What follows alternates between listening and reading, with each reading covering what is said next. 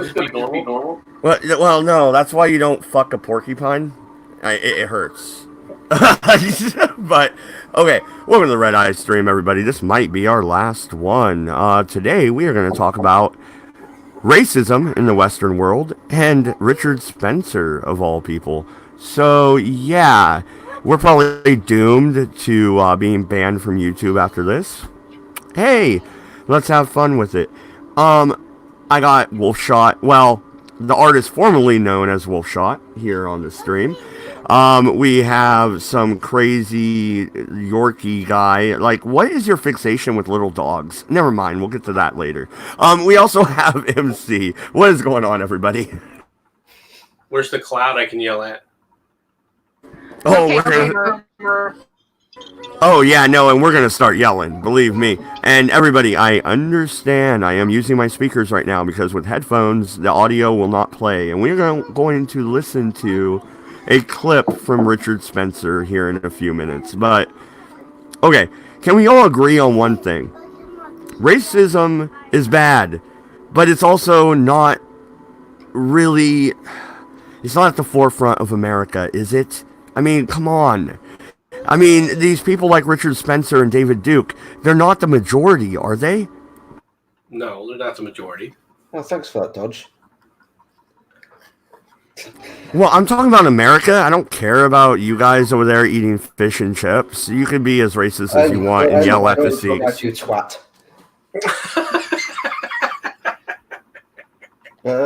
Now, thing about racism is it's never going to go away. It's just something that's always going to happen no matter how much you try to race mix or if any ethnicities die or anything like that. There's always going to be a form of racism as long as there's a human. Well, it depends on what you're terming as racism. Okay, if you're going to sit up there and say that people have racial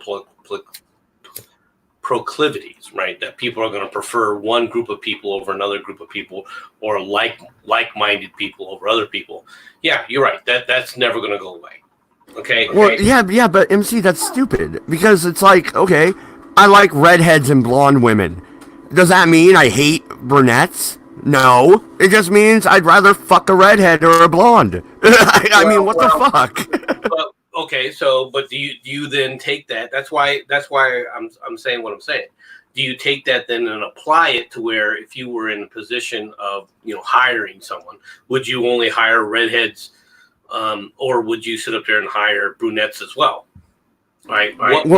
Is it my personal secretary in the '60s where she has a short skirt and her hair down? I'm probably gonna hire the redhead. Every time, because it's my secretary. But no, if I'm a fucking owner of a company and I'm looking at a resume and you got fucking 30 seconds to read this shit, right? You're not like, oh, this guy saved his last company $250,000. That's amazing. He's really fucking smart. Wait, oh my god, he's Jewish. Oh, that's a deal breaker. What? What world are we living in where that actually happens? Well, I mean, to say that it can happen, I mean, it obviously can. That's where a lot of this stuff comes from, right? So what you're saying is I can't be a business owner.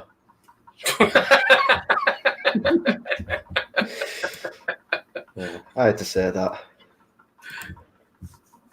Well, no, and I see Jensen in the chat and also Brian the Observer. And Brian, the next few days, if I'm not kicked off YouTube, I'm also going to be talking about the change of policy with YouTube. So that'll be fun. And I did watch your video on it, and it was good. It was dry, but you're also reading the fucking terms of service. Of course, it's fucking dry. It's like reading fucking, what? Radio fucking instructions from the 90s with those big ass fucking Sony DVD players or whatever. You know what I mean? Like the disclaimer or terms and conditions from when you buy a game, or the disclaimers at the beginning of a film. No one really pays attention to it. But no, he did a good job because he really highlighted a lot of the spots in the terms of service that are changing that are going to be problematic. So I do appreciate that, Brian. Good job, sir. But no, okay. We're gonna dig into this Richard Spencer clip, and it's not very long, really. It's only like, what, 45 seconds, and it's him freaking out. He's obviously mad and saying shit to piss people off. Have you ever, Wolfshot, have you ever gotten mad at somebody and just said, "You're a fucking faggot"? Did you really think they were a faggot? Or did you just fucking blurt it out because you thought it would upset them? All of the above. You are dealing with Wolfshot. Yeah, all of the above, definitely. But you understand what I'm trying to say. When people get mad, they're not necessarily showing their true feelings. They're saying stuff that they think will hurt your feelings. You know what I mean? It's like, even when you fight with your wife, you might say something fucking horrible that you apologize for the next day or an hour later even. But you said it because in that moment you were mad and you knew it would hurt her feelings. You know what I mean? Like, you're just like your mother. You knew you could dodge the frying pan. Yep. But okay, I guess since we need some context, let's get the context. This is Sargon of Akkad that put this video out, so we'll give props where props are. The source is in the description. I actually didn't even throw my StreamYard labs or anything else in there. I put literally just Sargon's video in there to give him credit. So, all right. Has had some audio leaked to the internet by Milo Yiannopoulos today, and I'm not going to lie, it's rather hilarious. Now, wait a minute, and I'm going to stop it quite a bit probably. Okay, this audio was leaked by Milo. Isn't Milo pretty much on Richard Spencer's side on half the fucking issues? Why is he leaking this audio? I don't really know what Milo's views are now, to be honest, but I remember a while back when he was on about leaving how Britain should leave the EU. Some of the got a little under my skin, but more difference of opinion was he said he doesn't give a fuck about national pride or national heritage or anything like nationalism at all. He's just scared of Islam. But that's because I'm a nationalist. I don't know the answer to that, if that's an accurate assessment or not. I'll be honest with you. And as far as being on Richard Spencer's side, in what regard? What is okay, so Richard Spencer is not only a white nationalist, right? He also holds other political views, and they are mainly conservative, where Milo and Richard Spencer would fall in line 3/4 of the time, right? That's what I mean. Richard Spencer have? I thought it was more left wing, like at least economically. Yes, he's very much a left winger. Yes. Richard Spencer is very much on the left hand side of when you start talking about different policies and everything, and authoritarian style implementation for those policies as well, especially economically. Yeah, I remember when he debated the Sargon, he said something along the lines of that the Gulf War started because of capitalism. Yeah, he's not a capitalist by any stretch of the imagination. Perhaps I was wrong on that assessment. I'll admit that. Okay. I've debated against Richard Spencer, and the consensus is that I lost that debate. And yes, you did. Yeah, he definitely did. That's all. I just had to pause it and go, yeah, you did. Sargon, you lost. Because he used the wrong tactic. He thought the tactic he used on liberals would work. Just saying like, oh, well, I think you're the true bigot here. When, that literally did not affect Richard in the slightest. It was basically moral fagging. When was at least Sticks, X and Hammer went more for how would you actually be able to implement a ethno state without it fucking up? Yeah, no, and Aunt Jack in the chat. By that logic, I bet you can make Mad out to be very much like Spencer. I kind of do that to myself sometimes.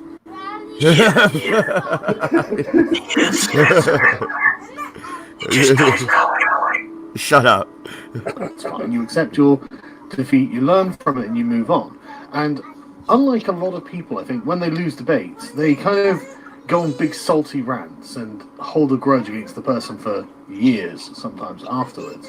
And I've made sure that I haven't done this. I haven't obsessed over Richard Spencer or anything like this. I don't tend to focus on him or talk about him because, I mean, I don't think he's actually that relevant. And so, you take the hit. At least I did my job in resisting what he was saying, even if people felt that I didn't make the best case I could have done. And you mean bending over and getting ploughed?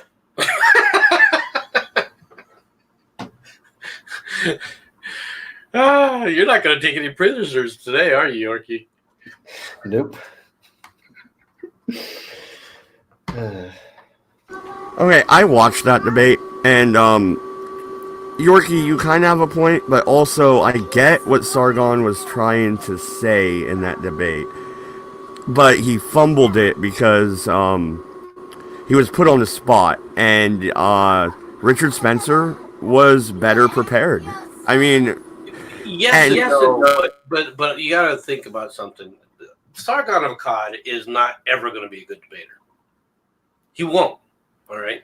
He likes scripted environments. He thinking off the cuff and retorts off the cuff to respond to things. Okay.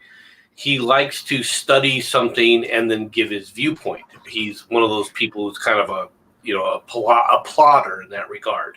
I'm not saying that he's wrong about how he was doing things, but that's not a debate style. If you're going to go into a debate, you have to have an idea of how the other person is going to talk to you. You've got to be able to talk and repost. You've got to be able to respond, all right, because it's going to be a back and forth, okay? They're going to bring up things that perhaps you haven't heard before, and you have to be solid in your foundation of your thought process to be able to respond in kind. All right. Okay, well, is that like the difference between, I bet you when Sargon sets up a stream, he works for like 3 hours beforehand, preps everything, has it all lined up, and goes. Me, on the other hand, I was like, hey, in 30 minutes we're going to stream, right? Like, it's a totally different style. It is. It's a different style, and it's a different mentality, and what people that are scripted like Sargon, okay, can approach a stream or approach a discussion. All right, we'll use the term discussion for lack of a better term right now, but not know enough about how the person is going to respond. Okay, there were certain things that Sargon had taken for granted. All right, that Spencer wasn't going to, from a mentality point of view, he thought Spencer was going to go approach things in a very strict manner, and when Spencer approached it in an entire different manner than what he was prepared for, he froze. He really didn't know how to respond. He kept trying to go back to his points and try and make his points because he was off script and he was trying to get back on. But Spencer had already, jumped the shark. He was already running wild, and he needed to be reined in, which is exactly what Styx did. Styx, when he said, "Okay, let's play your little game here. All right, what are you going to do? All right, how are you going to implement this? What are you going to use? What tactics are you going to use?" Because that's what it came to. I mean, go ahead, Yorkie. Yeah, I just want to point out, even fucking Kevin Logan, that retard came off better than Sargon did. Because he actually did kind of do what Styx was saying, you wouldn't, there's no way you could implement this if you tried to implement it, a civil war would happen. Well, the methodology that you would have to use would have to be so draconian, you'd have to kill people. And is that, so basically you're going to go down and do the exact thing that you claim, all right, you're not going to do. Because that's the only possible method to enforce some of these things. This is a problem the left has with a lot of what they say, to be honest. All right. And I put Spencer more on the left. People don't realize this. Spencer can claim he's alt-right all he wants. He's not. His economic policies, and his policies are anti-capitalist in more than just one way. And you can tell this, you can listen to him, and he even admits to the fact that he's not a huge fan of capitalism. Okay, well then, if you assume that capitalism is right wing, well then how does he apply in that regard? Well, he doesn't. The only quote unquote right wing thing that he claims, all right, is quote unquote nationalism. But even then, it's an ethno-nationalism. It's not nationalism as in the United States. Because if you're trying to look at the United States and claim that you're a backer of the United States, then you have to look at the U.S. Constitution, and you have to recognize that the United States is a capitalist nation. Well, not only that, but if you look at that debate with Sargon and Richard Spencer, Styx did do another thing here. He went, okay, who is white to you? That's a good fucking question for these assholes, right? Yep. No, that's a very good question, because when it comes right down to it, if you're going to play a genetic game, all right, how are you? The genetics of the past don't apply. All right, let's be honest. All right, how much of every race could be inside of you? All right, and what are you going to do? You're going to make everybody take a test? Are you going to make everybody take a genetic test and then assign people jobs on the test that you took genetically? What a brave new world we have. I think new. It sounds like 1943 Germany, but that's just me. Where they're measuring your fucking jawbone and your nose length. What the flying fuck? I'm gonna guess that it's not gonna be like, if you're only 95% whatever sort of white ethnicity, Celtic or Anglo-Saxon, that kind of Slavic, that kind of thing. They'd probably have a leeway, like, if it's, like, just as a rough example, like, less than 20% of some other ethnicity, then they'd probably consider you white. If you're like, 30% something else. No, and it's a nonsensical fucking theory. It really is. I mean, and anybody with half a brain can see that. I mean, okay, look at the KKK. They love to bring up David Duke all the fucking time, right? Okay. Look at them. They didn't allow Catholics in. Aren't Catholics white? Why didn't they allow Catholics? Oh, because they were Protestant. Okay. Since when does religion have anything to do with your genetics? Now you sound like a Muslim. I mean, where are we going here? Well, that wasn't about ethnicity then. That was about religion. Yeah, but they lumped everybody into the same chamber because if it's not us, it's not okay. And that's closing yourself off to, well, okay, play this out. If you had Richard Spencer's world, would you have rap? Would you have R&B? Would you have the blues? Would you? I doubt it. I think you have fucking minstrels and shitty fucking black and white movies. I love the old minstrels. Freaking Brits. I love minstrel. You know what I mean, though? Any innovation in America came from the melting pot aspect. It really did. Well, I think it was because that being the case, I mean, could you say that just as easily all these other things, would we be the country we are today? Obviously not. All right. I mean, there's a number of things that would be let's look. MC, sorry to cut you off. Let's look at this. Okay, I am a quarter Cajun. I'm half Irish, and I'm also Polish. Am I white? Oh, by the way, I was raised Catholic. Do I even count? Okay. What's your ethnicity? Do you even know? Do you know all the fucking things in your DNA? And what is Cajun? Cajun is French, Indian, and Spanish. What the fuck? I consider you more Creole than Cajun anyway. Oh, fair enough, but you know what I mean, right? You know what I'm saying here. Like, this is a stupid litmus test to begin with. Of course, it's a stupid litmus test. The biggest problem that I have with leftists is they use that's this litmus test actually that they utilize, but that's you can't convince them that that's what they're doing because no one will ever challenge them when face to face. But that's why I call Richard Spencer a leftist, right? Because that is his worldview. It is a leftist's worldview. But let's listen to a little bit more. And I want to say, what's up to Irate? He just joined the chat. And if you guys haven't checked out his channel, go check it out. He does good fucking interviews, I believe on Saturdays. If I'm not wrong, he can correct me in the chat.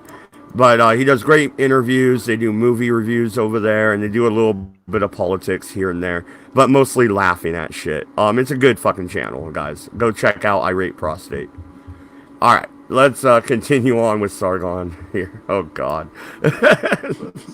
If we are going to have aristocratic rulers, if we're going to abandon democracy and return to a kind of more feudalistic form of existence, who gets to be at the top? And it was quite obvious, in my opinion, that Richard Spencer thought he would be at the top because he comes from wealth. Why wouldn't he think that? And I've got to say, this audio really confirms a lot of the things that I was trying to drive at during that conversation. This is, I'm not gonna lie, it is pretty graphic, so be prepared. We're coming back here like a fucking 100 times. I am so mad. I am so fucking mad at these people. They don't do this to fucking me. We're gonna fucking ritualistically humiliate them. I am coming back here every fucking weekend if I have to. Like, this is never over. I win. They fucking lose. That's how the world fucking works. Little fucking kites. They get ruled by people like me. Little fucking octoroons. I fucking win. Okay. All right. There's a lot to unpack already here. First off, sorry about the yelling behind me. I apologize. But no, Sargon is getting a little too much glee out of this, in my opinion. Am I wrong there? No, you're not wrong. You're not wrong. The question that I have about this video, all right, and I should have said this before you even started playing his Richard Spencer's responses here, is this, okay? We have no context for this. And I'm not trying to protect, okay, in any way, shape, or form Richard Spencer, okay? However, all right, this almost sounds to me as if he's just doing this as a joke, as if he's actually, doing this as some kind of Trying to be edgy. Oh, Yeah, it seems super edgy. not really edgy. I would call it hyperbolic, right? And once again, I go back to, you're mad at your wife and you say, yeah, your fucking sister's hot and I fucked her last night. You know you didn't. She knows you didn't. But you say it because it hurts her feelings. You know what I mean? I've never fucking said that to my partner. I never said that either, but I was throwing... No, if you look at the rest of what he says, he starts throwing out, this is Richard Spencer's words, not mine. He starts throwing out kike and all sorts of other racial slurs. So he's obviously going to the worst possible place to cut the deepest, which is why I made my hyperbolic statement. You understand? Trying to get on the same level as him, but in a different way here. well, you should be trying to get it on the same level as him to begin with. I mean, just let him sit there on his own little level and stew. To be honest, is probably your best bet. No, but my point here is that, okay, what I was trying to say is he recording this intentionally? Is he in the background recording this just to try and get a rise out of people? Now, because let's be honest, all of a sudden this thing gets released. This was from Charlottesville. How long ago was Charlottesville? Yeah, that's a question I was gonna have after we wrapped up Spencer's his soundbite, because it's really not that long. But you can go ahead and dig into that if you want. I mean, it'll probably, you know, if we move away from Spencer, we might not get banned. That would be good. It's got to be like, what, 3 years ago now? I think it was either just a little before or just a little after Donald got elected. It was just after he'd gotten elected and he'd just gone through being inaugurated. He'd just become president. Okay, so you're talking early 2017, right? I think it's in March or April, you know, that time frame of 2017. So about 2.5 years ago. You know, so you're talking, okay, where was this audio then? Well, is this really audio from that time frame, or is this something that was cobbled together afterwards, right? Just to play around, just to poke holes or to see what kind of a rise he can get out of people. Now, I don't know if that's what he's actually doing. All right, to me, we'll have to wait and see. All right, I don't think he's even come back and said, "Yeah, that's me," has he? Or claimed that it was him. And as far as we know, this came from Milo. Okay, well, that's fine. I mean, I really don't care who it came from. Milo Yiannopoulos is his own worst enemy, just like Richard Spencer is his. But if this is just a pose, if this is just to go out there and say, "Oh yeah, you know, we released this here. Oh no, we were cutting this up," you know, obviously it is. No one's going to believe it now. Let's be honest. No, everyone's going to believe that it was right afterwards. But go on with this anyway. Go ahead. Yeah, no, I'll continue on because I kind of want to talk about Charlottesville again after we get through this. But yeah, okay.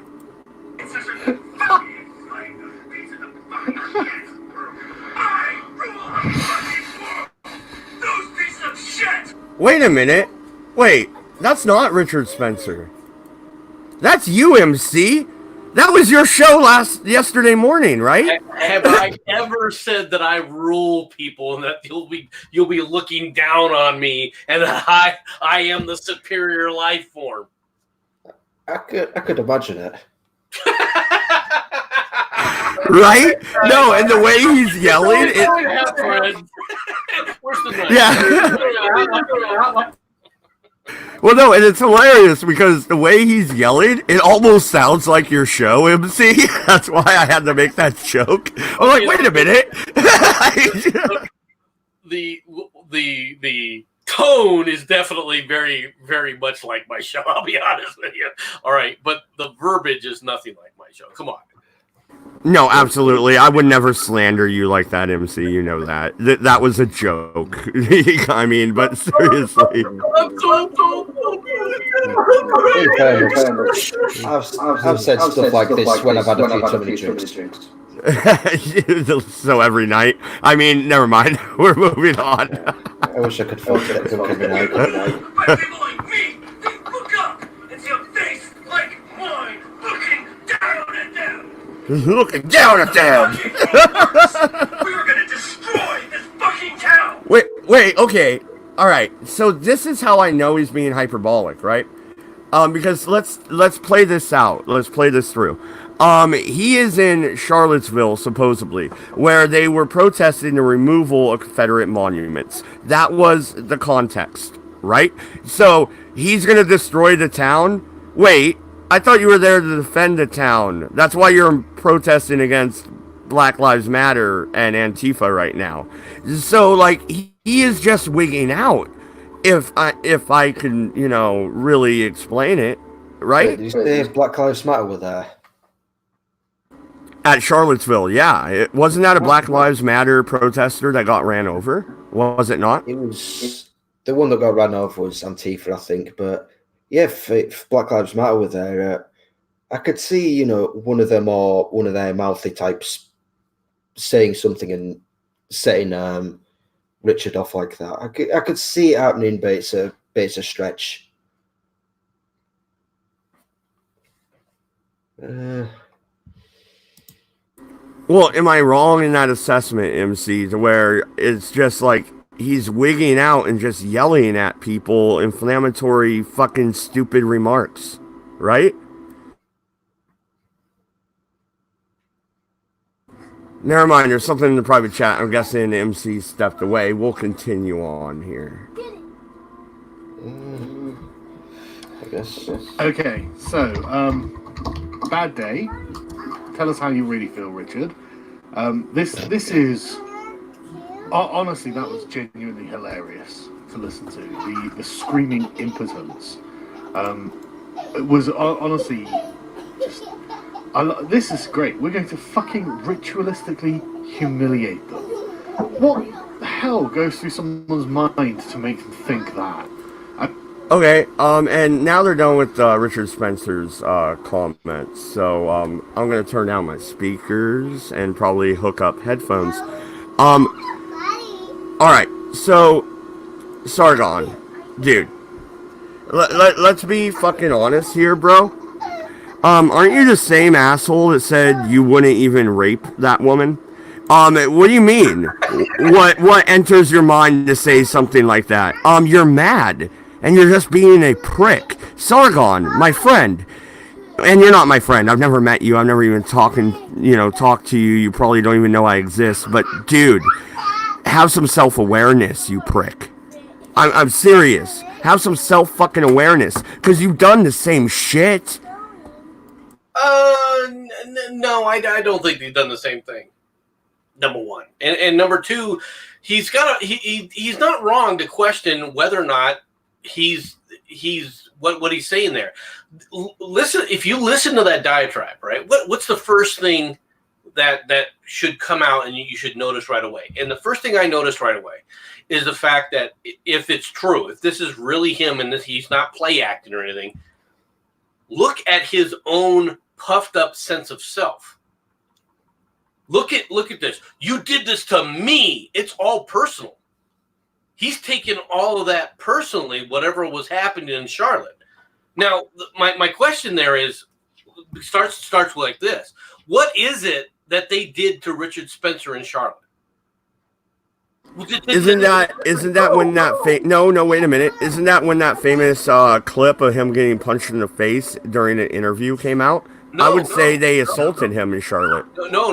That was all before then. That wasn't at Charlotte. Not that I know of. I don't think so.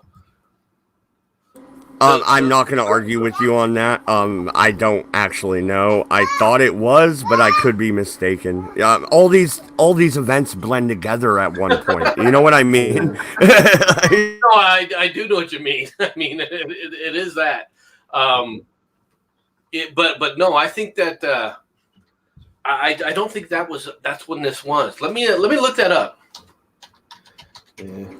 But am I completely off base, Yorkie, though, when I'm saying to Sargon, have some self-awareness? Because you said stupid shit, right?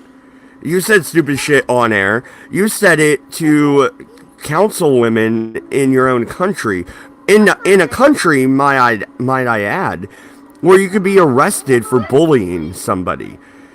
I mean, have some self-awareness. I think that's kind of what partially sunk UKIP, because I'm pretty sure he joined UKIP, when he was doing that fucking liberalist movement. I think he was just trying to hijack UKIP, so they already had quite a decent sized voter base. Basically, wanted to try and hijack that for himself, and basically they bashed him over the head with the "I wouldn't rape you" comment. So basically, he kind of the Richard Spencer punch came in was early January, or late January of 2017. So it was long. It was way before this. Okay, so my question always was from the situation in Charlotte. What the hell? What was he bitching about? What was he? I didn't even know he was there. If you look back, nobody was even mentioning Richard Spencer aside from that he was going to be one of the speakers. Well, what would cause him, if he was a speaker at that event, what would cause him to be angry that he thinks that it was all on him? It was him that was affected. They did it to him. And then comes the next question. Who's doing it to him, right? Who did what? There's no context. This is why I said this thing's taken out of context in regards to what was going on. What was he responding to? You don't. Yeah, you can be angry. You can be an angry individual and keep the anger just at the simmering little boil right underneath the surface because you hate all the leftists in the world, like I do. No. but what I'm trying to point out is where's the context in which this stuff is coming from? Well, now that you mentioned that, MC, from all the clips I've actually seen of Richard, he's actually quite calm and collective. You know, and for something to get him to spurg like that, either he was faking it, or someone did something really bad to piss him off and took it out of context. Well, exactly. That's why I'm saying, okay, we need context in which this is.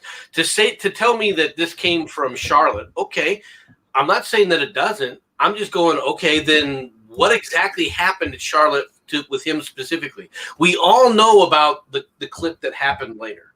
But who is he actually angry at? When I first heard this, the first thing I started wondering, is he angry at the guy who screwed up his message because he ran the lady over, right? When he crashed into the lady and then therefore ruined his entire, coming out party. Is that why he was upset? There's no context to this. Does that make sense? I could see that, but with the way he's talking, I don't think it's been that. Because no. Real quick, Yorkie. I was just on YouTube and I searched Charlottesville, Richard Spencer. The only thing that comes up is that leaked audio. There's no video of him actually being there. Is he just mad at the event, or was this edited together? Well, right. That's what I think it was edited. That's what I'm thinking here. Is I'm thinking that this whole thing is a ploy. I think this thing is a farce. And what I'm concerned about, what I'm quite concerned about here, is this appears to me as if it's a setup, as if it's a set piece that was designed to go viral. All right. And then later on, he can come back and go, it isn't me, or I'm not a part of this, or this was not what I was referring to, or anything else. You know what I mean? Actually, is there any video footage of all with any of these audio clips? No, there's no video with any of these audio clips. This might sound a little tinfoily, but do you think it's possible that someone actually just simply imitated his voice and then did all of that shit to basically set him up? I think it's a possibility. I don't know if that's what happened here. I think it's a possibility. Well, to be honest, no. When I made the joke, like, that sounds like you, MC, haha. It kind of sounded like you, MC. Like, so if it kind of sounded like you, that means you could have made this video. Not saying you did, obviously. Let's not grab our tinfoil hat, people. But you know what I mean? And if you could have done it, then anybody could have. Well, right. Anybody could have done it. Now, I'm not saying that this isn't Richard Spencer. Please don't misunderstand me. What I'm trying to point out, though, is without the context of which this is in, I don't understand what the rage is even supposed to be referring to. And it smells like this is a setup. It smells like at some point in time he's going to come back and go, "Oh no, that is not what this was," and he's going to shit all over it, and he's going to try and come back and say how he's the hero by doing something that either that wasn't him, or that this is the left that just created this and it wasn't me, and woe is me, and look, I'm the victim. I'm the victim, because that's the one thing that Richard Spencer is really good at, playing the victim. Yeah, that's something that kind of bugs me a little, because everyone always says that he's a fascist or Nazi or whatever, and a lot of his views are quite like that. Granted, it's more, now everyone's got the idea that if anyone can beat up a Nazi because he got sucker punched and ran off like a bitch. Whereas if you punched an actual skinhead in the face, you'd lose your arm very fucking quickly. Well, okay. This is why I said I think we should talk about Charlottesville. Alright. So what happened in Charlottesville was there were Confederate monuments that the city itself had said that they wanted to keep, and that outside people came in and protested to remove them. Most of these outside people were bussed in. Most of them were from the north. They were not residents of Charlottesville that were there protesting this. Now, did a bunch of stupid white fucking middle class idiots go march with tiki torches and look like a bunch of fucking idiots? Yeah, that happened. But when it comes to the crash and the life that was lost, I have seen footage of a gun being pulled on the driver of the car. We showed it on the Redeye 3 years ago, 4 years ago, whenever this happened. It was right when I started my YouTube channel. We had the footage. I don't believe that person ran that woman down intentionally. I really don't. I believe they were also lambasted in the press and found guilty before they even stepped foot in court. And he did not slam on his brakes as he was speeding up into that crowd, and he had to know what was going to happen. Yeah, but okay, you're right. But on the flip side of that, there is other footage outside of Portland, Oregon, where the Black Lives protesters and Antifa were protesting, shutting down the road, and everybody cheers the woman who doesn't stop. There's people hanging off of that car. She doesn't stop, and she gets cheered. And this guy is in prison for probably the rest of his life. Okay, and I'll explain to you why. You're coming up in there. That car was for lack of a better term, it was a sports car. It's a sports model. Okay. Not only is it a sports model, it's fairly low to the ground. It's hugging the ground fairly low. He can tell the vehicles in front of him are blocking the path. There is no argument that there are vehicles that are stopped in front of him blocking. All right. To go straight into the back of that vehicle, okay, without trying to put on the brakes and increasing speed, he had to be aware of what was going on. This was not somebody that was trying to get away, to me. Well, I mean, it could have been just, panicking and shitting his pants and all that stuff. Then you try to avoid the big vehicle in front of you, all right, that you know you can't go through. Yeah. Irate, I'll DM you a link if you want to join, man. I don't know if you have time or not, but you're welcome to join if you would like. Irate Prostate says that chick that died from a cardiac arrest. I'm not sure if that's true or not. Do you have any idea, MC? I believe that she did go into cardiac arrest as a result of the crash. Okay, that does happen. She did die of a cardiac arrest. All right, I'm not denying that. But however, all right, the crash definitely triggered it. Okay, yeah. The trauma to her triggered the cardiac arrest. Well, this thing about that woman, if she was just on the fucking pavement or sidewalk, as you guys call it, she was on the sidewalk, not behind a car trying to smash the window, she wouldn't have got fucking squished. If you look at the video, it looks to me as if she is hit from the side and thrown into the air. That's what it appears to me. It appears that she is flung up into the air. It is pretty graphic video for when it was done. And this is one of the things that irritates me about YouTube's change in the policy where they won't show stuff like that, because I think it is important for that kind of video to be viewed so that people understand what we're talking about here. It looks to me as if this woman gets hit and is flung up into the air, which is why she's not squished between the vehicle.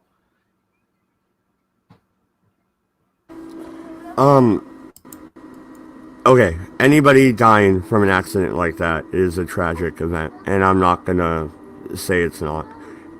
But once again, why did this event even happen? Outsiders coming into a local town and saying you need to remove that statue.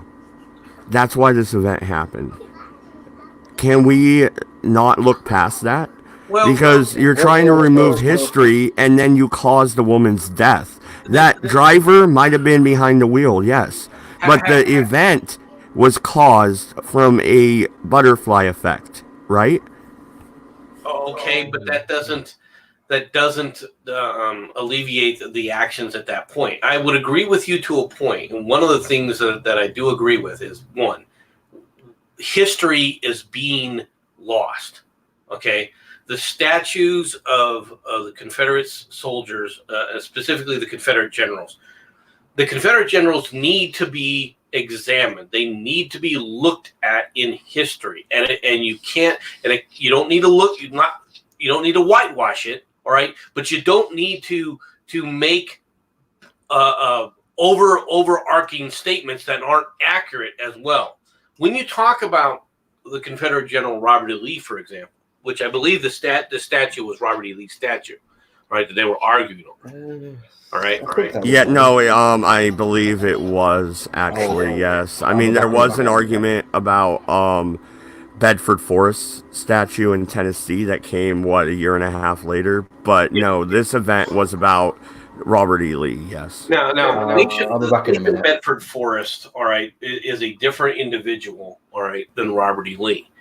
And okay, you could say that Robert E. Lee, well, he was the Confederate general that did all the damage. All right, how could we ever look at someone like Robert E. Lee and so forth? Well, all right, the problem with that viewpoint is it doesn't take into any account of what the nation owes to Robert E. Lee. And people don't even recognize this because they're not taught history. Whether you like it or not, the Civil War did happen. And the nation needed to come together. Now, you can argue about slavery. You can argue about the cost of slavery and how bad it was. You can argue about racism and say that it exists, okay, that it existed at the time. I'm not going to argue that point. You can make those claims.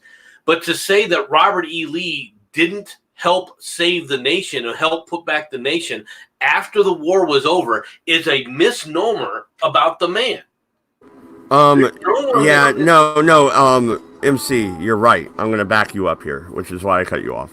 You're absolutely right, because there was only one time he spoke about the war after, really, in an interview sense. Maybe he spoke about it in private. We have no idea, obviously. But he did say, if I knew what Reconstruction would have done, I would not have surrendered at Appomattox.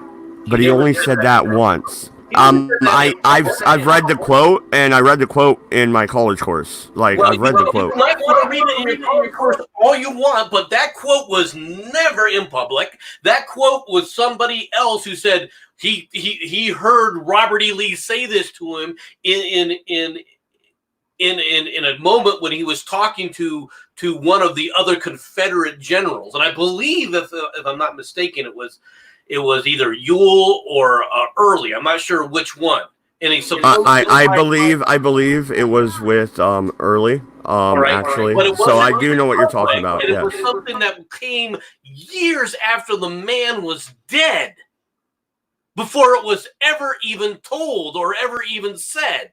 So, no, he didn't do anything like that in public. To sit up there, and this is one of the problems, is people want to go back to the myth of the lost cause and everything, and there are people that want to relive that glory. Well, wait a minute, though, MC. You want to tell me the lost cause myth. Okay, fine. But you also have history being written by the victors, and now they want to whitewash everything and act like Lincoln was a saint. Are you kidding me? Half of the stuff he did was overturned during Reconstruction. Well, what goes on after the facts, all right, and Reconstruction, let's be perfectly honest, if it wasn't for the death of Lincoln, Reconstruction wouldn't have gone the way it did. So we don't even want to play that game, do you? Do you really want to get involved in that game? All right, if you want to get into the what-if scenarios, fine. But that's not what we're talking about here. We're talking about, when you talk about whitewashing history, when you're trying to talk about that, I agree with you that there is a problem. But if you want to sit up there and try and live in that myth, you're justifying. You are literally justifying these idiots that were protesting the statue to begin with, rather than recognize history for what it was and what it is. I never. No. How am I justifying them wanting to remove a statue? I never said. I never said that. Yo, slavery's awesome. I want it back. I never fucking said that, dude. That goes back to the why the war was fought and how the war. I believe the war was fought over the tariffs of abomination. You can't change my mind. We went through over a year and a half of streams where you tried to change my mind.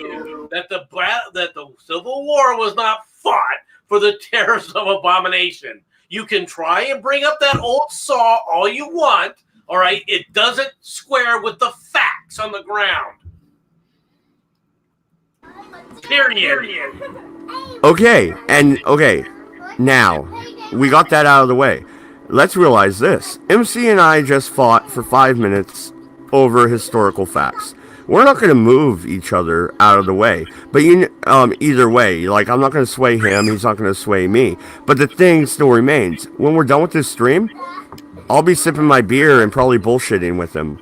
We're not protesting in the streets and running each other over. Right? Can we acknowledge that fact to wrap it back around to Charlottesville? We're not doing that. And the reason we're not doing that, to be honest, has a lot to do, whether you like it or not, with Robert E. Lee. With his actions to try and put the nation back together, and it worked. Whether you like it or not, we're still a nation. We are still one nation. That reconstruction, I'm only using that term in the manner of putting the nations back together. I'm not talking about any specific action of what we call reconstruction.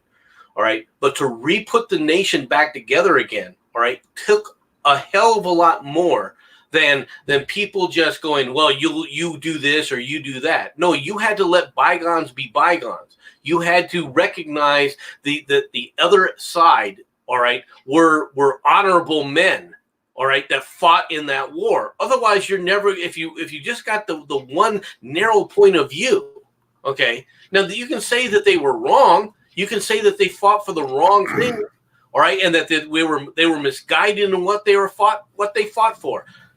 That's fine. But to put the nation back together, Robert E. Lee did everything he could to constantly calm things down, to prevent the kind of flare-ups that happened all across the South, all right, that could have driven it right back into an underground civil war, all right, guerrilla conflict style, all right, that never ended. And there were people that wanted to do that. Well, the people that wanted to do that did do that. If you look at the history of Reconstruction, which we'll get into, we will get into together. Well, real quick, MC. There were people that did it, but it was mitigated because Robert E. Lee said, "No, it's over. Let it go."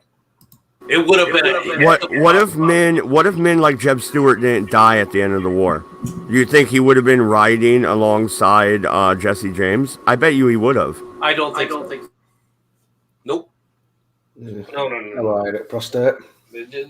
Stewart, but for all of his the brash and in many ways he was very much like Custer. All right, he would have gone out west and tried to make his name, and probably would have done something very similar to what Custer did, and died in a similar manner. I don't think he would have got trapped like Custer did. He had the same arrogance about the same attitude. All right. The reason that he got trapped, all right, had to do with not knowing the quality of his men like Reno. People forget this. All right. He had a significant number of troops there. All right. Reno didn't fight his way through to Custer. Now, there's a lot of debate about that. There's a lot of people who believe that he could have. All right, and that Reno just mismanaged that portion of the battle and let Custer die. I'm not going to go that far. Okay. He didn't come and support him. If you want to go there, he had been attacked. Okay, you can't ignore the fact that the Indians had attacked him and had kept him from moving forward initially. And they were in mass. No, absolutely. And the Native American wars, that's a totally different subject. I respect the tribes. We had to fight them for 400 years. Okay? They were a worthy adversary. You know what I mean? 400 fucking years. First of all, anytime you fight a battle, if you don't respect your enemy, you're getting yourself in trouble. All right, the attitude of not respecting the person that you're fighting against is a fool's game.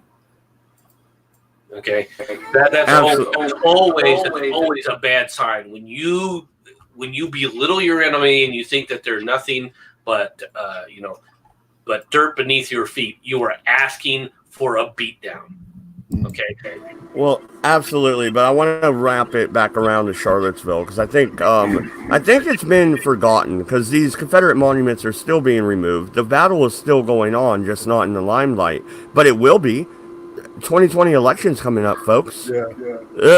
And Irate just joined. What's up, bro? How you doing? All right, It's been so about 10 minutes. I was just looking up this fucking Heather Heyer thing. You want to fucking tell me what the fucking gaslighting shit's going on here? Because I opened up to a Yahoo News, right? And it cites an article as the Daily Progress, as their source. And then there's the CNN article. And I don't know, man.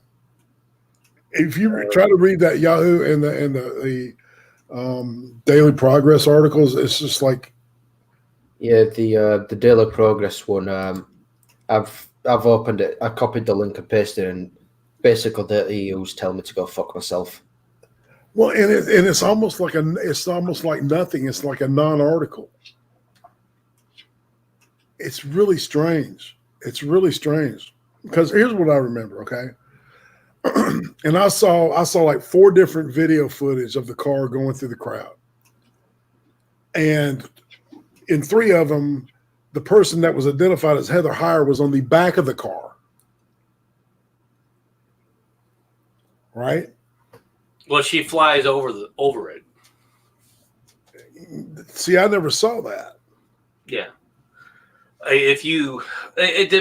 Okay, no matter how you look at the videos that have been out there, you only have a limited view of any of those things, and none of them show it really, really well.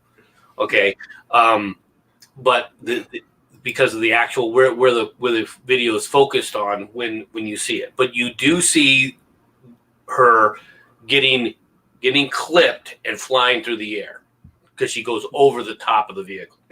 Okay, well, I don't even think like that should be the sticking point here, because I mean, once again, the whole chain of events happened because of removal of historical monuments that were, matter of fact, declared United States veteran monuments.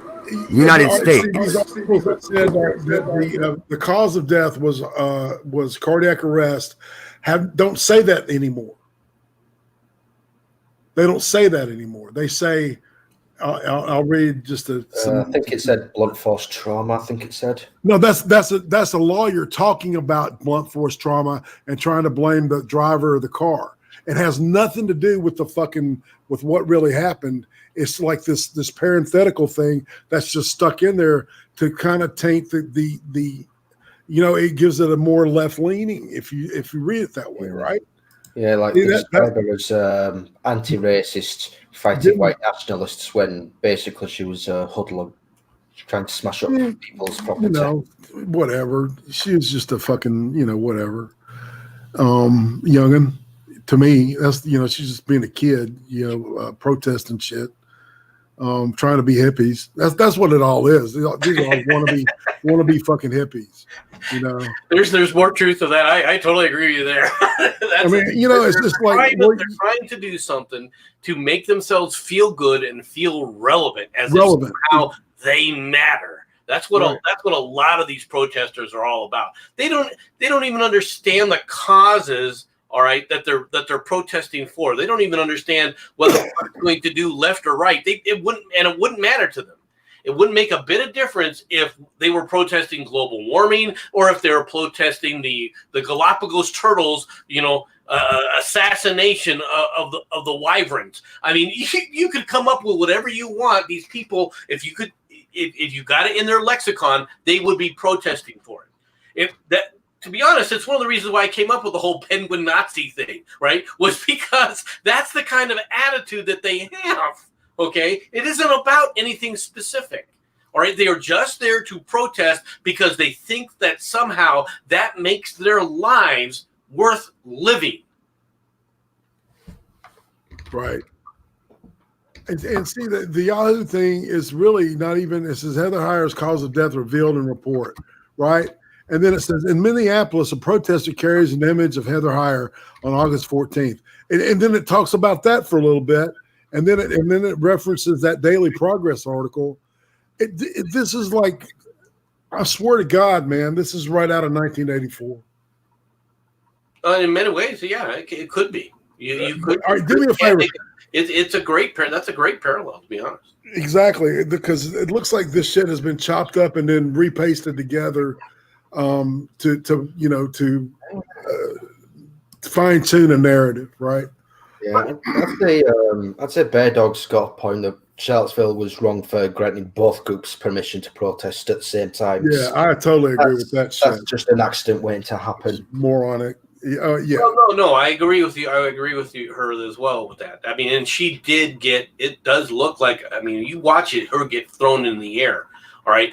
Could that have sent her into cardiac arrest? Probably. All right. To get hit like that. And I'm going to be, maybe. I don't mean to be brutal. I'm just trying to be honest here. Right? With the extra weight she was carrying, I can easily see that kind of a trauma, all right, causing a cardiac arrest, causing her to stop, her heart to stop beating. All right. It's very easy to see that. Okay, well, I'm not a coroner, and I don't have her dead body in front of me, so we're not going to figure this out. But the thing remains, the chain of events were set in motion for the simple fact that anybody who stands up for a historical monument in the South is branded a neo-Confederate, whether you're white or black. Matter of fact, the black people that come out in support of these monuments, they get roasted the worst, right? They get treated like fucking garbage. It's ridiculous. Why? Because they respect history. Is that a bad thing? And if that is a bad thing, then aren't we in George Orwell's 1984? All right. With all the black kids that I grew up with, people in my age group, we had this historical perspective of the civil rights movement, man, right? Because most of the kids that I grew up with, these are kids that got bused into school with me, right? And so my experience was this, it was a culmination of stuff that obviously that the people who saw the shit were older than us, right? And we were living in an era that was different. Literally different. And I think that by the end of the 80s, I think that there was a sense racially more harmonic than I had ever seen it in my whole life. And then 9/11 happened, and that seemed to like almost galvanize that, right? And then all of a sudden, it's like 15 years later, it's all fucked up. And we've gone back to 1958. Well, yeah, no, and that's the weird thing. Like being somebody like I was born in 1984. So I'm 35 years old. I grew up in a time where my mom never fucking said the N-word. She never fucking said that person's different because they're a different color. That didn't happen. It didn't occur to me. I was raised to be colorblind. That's what we were told that should happen, right? That's what the media was pushing. But now being colorblind, oh, you don't accept the plight of the other races. Wait, what? No, I'm just treating them like they're just like me. Why is that bad? Well, because the all right, I mean, Irate is correct in this when he calls them hippies. Okay, these are people. This is being pushed because there are people that want to relive their glory days of the hippie movement. Yeah, like Jane Fonda. That is why you see, all right, this whole thing coming around again, because the hippie movement wasn't a good movement. Everyone talks about the anti-war, movement, the specific anti-war movement, all right, got where it was, not on its own, but on the backs of the civil rights movement. Yes. Okay, they couldn't justify their anti-war stance in and of itself. The people that were anti-Vietnam War, that wasn't the majority of the nation by any stretch of the imagination. So in order to get the big crowds, if you take a look at the big crowds, they weren't anti-war crowds. Those big crowds were civil rights movement crowds, of which and they were also anti-draft, right? Anti-conscription. Well, there was an anti-conscription, but even then, it had more to do with them trying to glom on and utilize the civil rights movement, all right, to make them look more respectable. They were using the aura of the civil rights movement more than anything else. Right. And so what do you have? You have now, 9/11 happens. There's a big pro-war movement that happens, and these same anti-war activists say, here's my chance to relive this again. Okay, we'll talk about the Iraq War, and we'll become popular with that. But it wasn't enough for them, so they start creating more angst, all right, along the lines of what they had in the first place, which was the civil rights movement. Let's bring it back again. Yeah. Well, I have a question for you guys, and then I'll shut up. Here's the question. When did veterans groups like the Sons of Confederate Veterans, the Daughters of Confederacy, when did these become neo-Confederate, evil, racist groups? Because the SLPC, or whatever the fuck they call themselves this week, say that they are. The Southern Poverty Law Center. Yeah. Right. And they label all these people as racist pieces of shit. They're not. When did that happen? When they needed funding. Mm-hmm. You got to remember something. One of the problems with like the NAACP and the SPLC, right? One of the things that becomes a problem is as the quote unquote racism goes down, so does their money, so does their funding. And Morris D's fucking stole as much money as he could. Yep. And he got it all in the offshore bank accounts. The dude is gone, and he treated black people like shit. Yep. That worked for him. I mean, that was there was an open culture of hostility towards people of color, and they did nothing fucking about it until he left. Well, until he was on his way out. Right. He had stolen enough money right where he felt comfortable enough to split. And look at the eulogy for Robert Byrd, right? Well, yeah, I mean, but this is what I'm talking about. It's not a lot of this is what I would call astroturf. It's pushed because these people really don't care about the plight. Now it's the plight of the poor. Oh, okay, we'll talk about Ferguson. Okay, let's talk about Ferguson for a moment. It's one of my biggest bugaboos with Tim Pool. Okay, is here Tim Pool constantly references his work with Ferguson. Yeah, what did you go down there for, Tim? You went down there to push a narrative that you knew wasn't accurate. You were going to say, "Well, I didn't write the story or a story that I knew was false." Great, that's wonderful. But what were you doing down there to start with? You were trying to foster a false narrative that this whole thing started because of a racist cop, but there wasn't a racist cop. This shooting of Michael Brown was fully justified because the cop who had just told him get off the street got attacked by him. But no, that wasn't enough of the story. You couldn't print that. You weren't about, Mr. Poole, to print that story because that went against the narrative that you were down there for to fuel. That's what I have. why I have a problem with people like Tim Pool, because he still thinks he's a hero. He still thinks look at all the great work that I did. No, man, you weren't trying to help the poor. You weren't trying to help anybody but yourself by pushing a narrative that at least he was doing it by like going down and using photography and actually being a reporter instead of fucking reading the news. Well, okay. Well, yeah, that's true, but like, okay, you know who helps the poor? The poor. Okay, I lived in a tent, pouring down rain, mud everywhere. Lived in a tent. I now own my own house, and we're looking at $200,000 houses. Like, they're a little out of our price range, but we're still looking.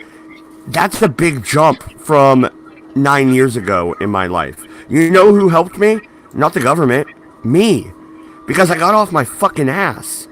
That's who helps the poor. The poor. Get off your fucking ass. You do have to break out of the mindset that is promulgated by too many in our society that you can't make it without government assistance. And you can. That's one of the biggest tragedies we have. There are organizations all over this country that many of them are private, right? That will help. Oh, yeah, no, you know what? You guys want to make fun of... No, you guys want to make fun of Catholics all the time. Look at St. Vincent de Paul. Look at Catholic Community Services. Look at all these church institutions that help the poor way better than the state of Oregon or the state of Washington or any state you want to fucking name. It's supposed to be, man. It's not the government's fucking job. It's charities like that, right? I mean, that's the way it used to be. Before we started taking income tax and shit like that, it was the church that helped the people that needed help.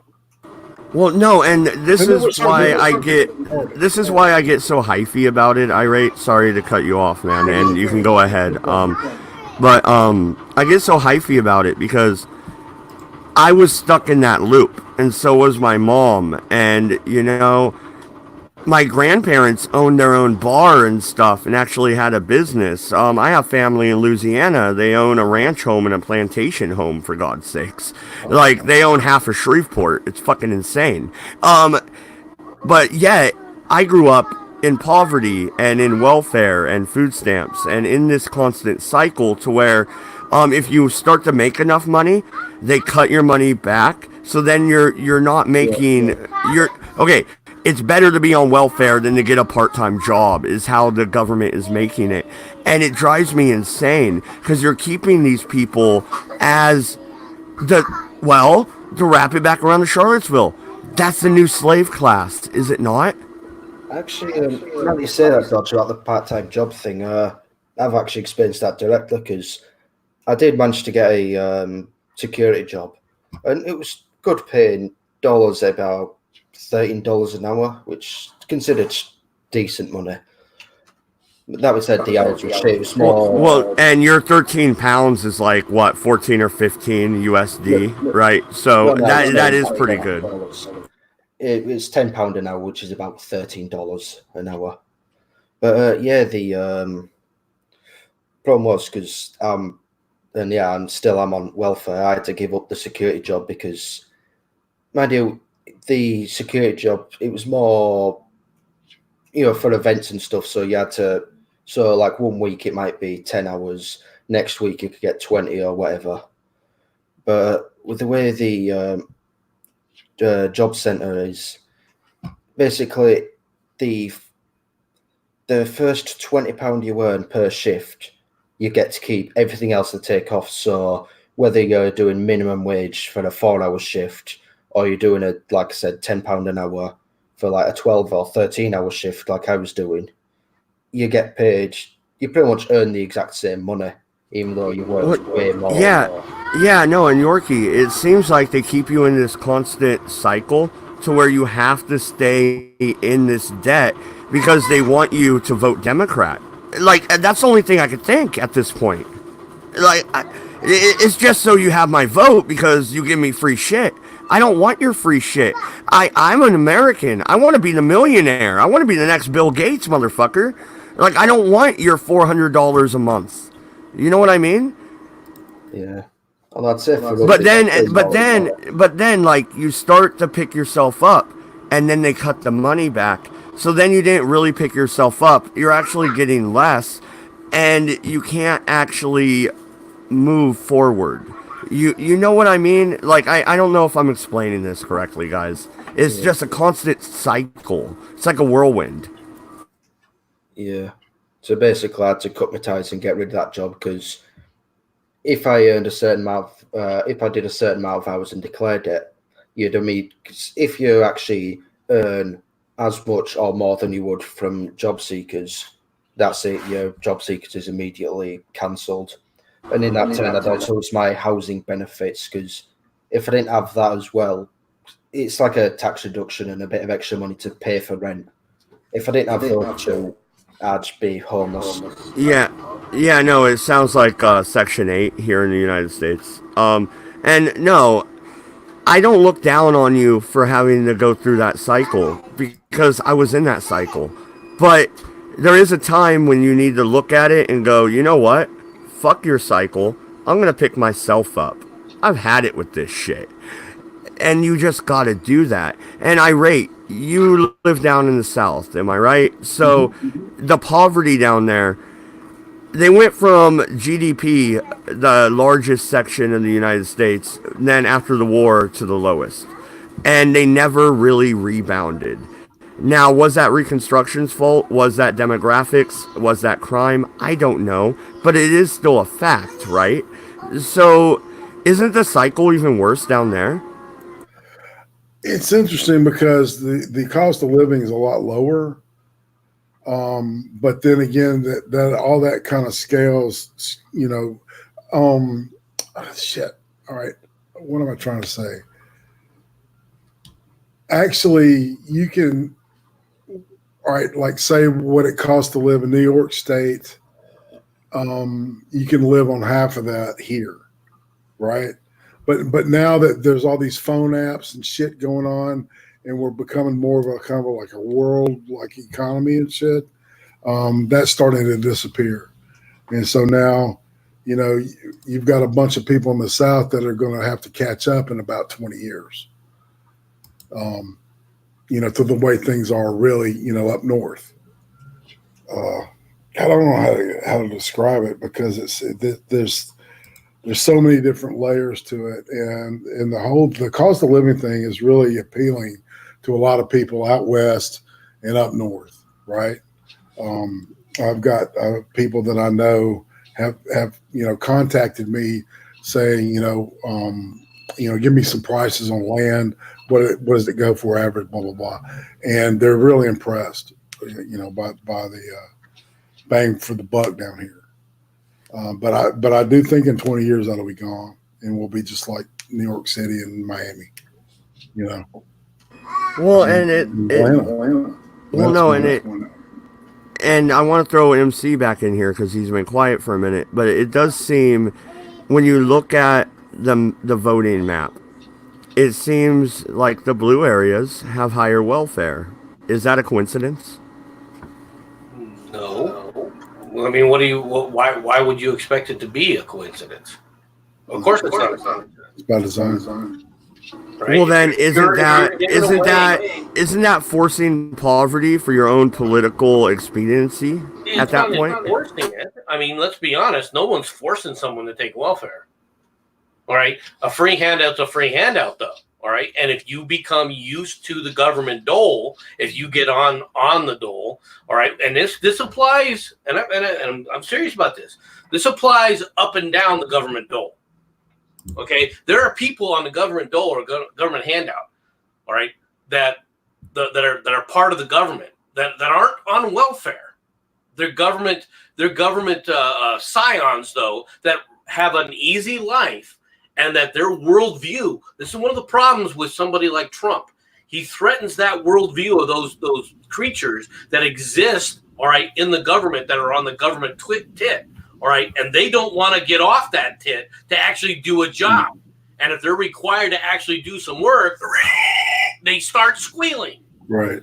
This is one of the reasons why Trump is very hated. It isn't just because he's trying to rock the boat or he's not one of them. Yeah, that's a part of it. Don't get me wrong. But a lot of it has to do with the fact that he's demanding results from people, and they're not used to handing it to him. Well, They're and not used to having to produce anything, all right? But, well, a paper here and there or a document, here and there. But overall, they were living the life of Riley on your dime. and MC, in the way that the educational system is designed, and that whole incentive, element that you're talking about right there, has created at least 2 generations of people who can't fucking tell time. They can't fucking read cursive. They can't hold a pencil like a normal person. They hold it like a goddamn gorilla. I mean, it's ridiculous. These young people, and I do sound like an old man, and I guess I am, to some fucking degree. But these people are fucking morons, man. I mean, literally the stupidest fucking young people that I've ever met. And then conversely, the other half are the fucking smartest kids I've ever met too. I mean, there's no in between. Well, I swear I'm surrounded by boomers. It's the problem has been people have lowered their expectations, their standards. All right, of what they expect out of people, what they expect people to do. This is what's made when they talk about making the country soft. This is what's made the country soft. All right, is they've lowered expectations. I mean, I had an argument with when they ordered me back on active duty. We had soldiers come over to us that, quite frankly, all right, if you were in the military when I first joined, you would have been gone. They would not have tolerated the attitude of not being somewhere on time. Okay. When I was first in, let's say you missed a bus somewhere. Let's say, you were expected to take this bus. The bus didn't show up or you were late. You hoofed it as fast as you could. Even if you were going to be late, you were still trying to get there, right? You didn't go, oh, the bus didn't come. I'll just go back to my bed and go rack out again. All right. And I saw that. I saw that happen. And of course, I'm shocked. They're looking at me like I'm a freaking alien. Well, why are you shocked about this? This is normal. No, this is not how the military functions. Okay. Oh, we can't make it. Yeah, we were supposed to go relieve those guys over there. Yeah, they're under combat stress, and we're a little bit behind schedule. So, well, since we're late anyway, let's go back to the base. Yeah. the mentality is just it was frightening. It was literally frightening. So apathetic. That they're expecting. All right. And it's like, you're a freaking soldier. Get your ass up, get your ass out. And if you've got to walk. Yeah, they don't get the concept of being government issue, huh? I mean, it was a wet blanket to me. What you were saying reminded me of a quote from Einstein that said the IQ of a mob is exactly 1/2 that its least intelligent member. and I think that's what we've got going on here, man. No, there's a lot of truth to that too. Shit ain't happening in a vacuum. Yeah, just mob mentality. Everyone thinks that more, someone else will do something intelligent. Like, right. I can't remember what it's called, but like if someone's on the floor having a heart attack in public, most people will just leave them, assuming somebody else is going to do it instead. Oh, they'll pull up their freaking iPhone and view it now. They'll freaking record it. They'll pull out their freaking smartphone and freaking record it now. I'd be afraid they would sue me if I touched them. Well, yeah, no, exactly. Like somebody's drowning and you go to give them CPR. Oh my God, you just kissed her. That's rape. Exactly. You penetrated her. Oh my God, with your breath. Actually, it was a few years back. Some bloke actually drowned because nobody was, quote unquote, allowed to save him because the health and safety rules or whatever stated that it's a health and safety risk and you're not allowed to enter water that's deeper than your knees. So no one was allowed to actually go in and save the person, so they fucking drowned in knee-deep water. Well, no, and see, this is, I think that's a symptom of the real root issue, which is the idea that, well, here in America at least, I know Yorkie, you're over in the UK, it's a different system, I get that. But here in America, they like to change the language. And I keep going back to that because it's so true. It's like, we're a democracy. No, we were never a democracy. Ever. We're a constitutional republic. And there is a big difference. Once you start to say we're a democracy, now you're saying that the rule in the majority should, smash the majority. Right. Even if it's by one vote. Right. Yeah, like one man, one vote sounds good. It really does.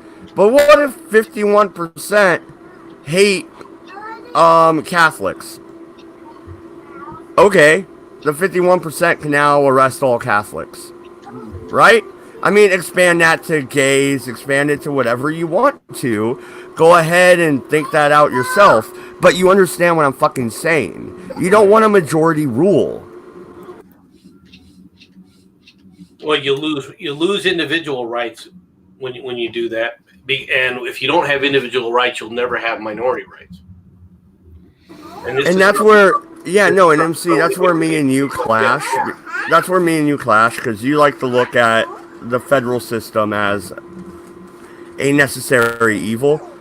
I don't really think it's necessary. I agree with Jefferson that everything should be on the very local basis. Yeah, I know that Jefferson didn't fight in the war. Jefferson was one of those people who never put his ass on the line to a point. Okay, now you're saying he's an academic. He did sign the Declaration of Independence. All right, but he wasn't. What's interesting is he wasn't the first one. Okay, but he did pen his signature to it. And those people were wanted men. I do understand that. But when push came to shove, he wasn't on the battlefield. If I'm not necessarily the best soldier, do you want me holding the rifle? That's my question. But you'd better be willing to support me in what I'm doing, though. Okay. I believe Jefferson did support the cause, did he not? You could say yes. You could. Are you calling Jefferson a coward? Is that what I'm hearing? What was that? Are you calling Jefferson a coward? I wasn't calling him a coward. I'm saying that he wasn't on the battlefield. All right. So what I was trying to indicate, and I wasn't trying to call him a coward. All right. What I was trying to indicate is his viewpoint comes from an entire different aspect of the world. Right. He would be more like today's academics, right? Exactly. Yeah, I can see that. I can see that because there's the thinkers, there's the doers, and then there's the cannon fodder. You got to have all of them. To help make it up. But yeah, I know what you're saying. Jefferson, you're saying that he had a more simplified idea about how things should work. Right. Compared to the people that saw the shit. And in many cases, it was unrealistic. Right. He also was a great grand supporter, all right, of the French Revolution. Look how that turned out. That is a fair point, and you can put that against Thomas Paine as well, who actually went over to France and helped fuel the fans of that fire. They all did, man. Franklin, all of them. So I totally agree with you there, but it's like you're telling me, okay, I've never served in the military whatsoever. Can I shoot a gun? Yeah, I can. I'm a pretty good shot. But do you necessarily want me on the front line when I have zero discipline whatsoever? Zero. I will be like, why do I need to go take that hill? That hill looks like shit. Like, I don't want that hill. Discipline can be instilled. Do you think it could be instilled to Mad Dodge? Yeah, I think he would conform very quickly after the first beating. You're going that way, man. Damn. Or Yeah. you're gonna resurrect The first blanket party, right? Hey, don't tase me, bro. Like, what the fuck? Okay, I mean, in the military, when tasers first came out, because I'm that old. I grew up without tasers. I grew up with tasers being created. When tasers first came in and they first started hitting the military, people in the military wanted to be hit to see what it was like. Oh yeah. There were a number of times when somebody would purchase a taser, the guys in the barracks would all gather around, and I'm not joking, and having a taser party where they all got out there to see what it was like to get tased. To be fair, I'd probably try that, but I don't think they'd allow me with a taser. I just want to know how many of them tried to bust a nut by tasing their tank. You know what's funny though, actually, that you bring that up, MC. I remember I was at a party, right? And we're all drinking, and my buddy walks up and he tases the guy next to me, and he drops on his knees, and he's like, "Oh my god, that hurts." And then he walks up to me, and I just look at him and drink my beer, and he tases me, and I just look at him and take another drink. And I'm like, what was that? Like, that didn't hurt that much. Well, you were prepared for it. That is true. Yes, you are correct. But people can say, well, it's a machismo thing, a bunch of freaking dumb jock attitude, attitude. No, it was to experience it. People wanted to experience in the military. People challenge themselves on a physical level. They're always looking for ways to. They used to try and challenge themselves on a physical level. Nowadays, with these younger soldiers, I shake my head because there's too many of them that just they don't understand the whole concept of challenging yourself to be prepared for anything. To be prepared. I do like the conversation though, where Irate was going a couple minutes ago. Okay, so Jefferson, you don't think that somebody who brings out the ideals that motivate the populace has the same value as as Irate said, the cannon fodder, the guy on the front line with the musket. So the Minutemen were more important than Thomas Jefferson and the Declaration of Independence. Is that where you're going here? Because I don't see that. Yeah, I do. The Minutemen were there before Jefferson's Declaration of Independence, weren't they? Right. They were, but were they more important in the grand scheme of things? I would say no. Jefferson's words could fall on deaf ears. Right. If nobody had the balls to stand up to the redcoats and say, fuck you and take a bullet for that shit, it wouldn't garner it wouldn't garner the support that you would need to start a huge revolution like that. It was no easy thing, man. Well, you could have all just, not been traitors. The one British guy's like, wait a minute, we would like the United States back. I bet you would, man. I'd just say, come on over, man. Shit. We'll dig you a hole. Well, first of all, we could say, come on over and try and take it, but we know what will happen. They'll ask us for help. Actually, yes. Unfortunately, there's plenty of leftists that probably would, too. Actually, no more. Could you just drop a Tomahawk missile on London? Hey, Jensen's my friend, man. Can we at least give him a warning? No, but here's the thing, though. I mean, and to wrap it all back around, we've been talking about history for over an hour and a half. You know why? Because history is important. If you don't know what happened before yesterday, then you can't necessarily graph what's going to happen a week from now, a year, a decade, 20 years. You get where I'm going here. A century. You need to map this out, and you need to know the actual history. You can't make it up on the fly. Well, but you need to know what is actual history. That's one of the problems that the left has created. Exactly. Is the fact that people don't understand history is not just what happened. It's why. What were the circumstances involved?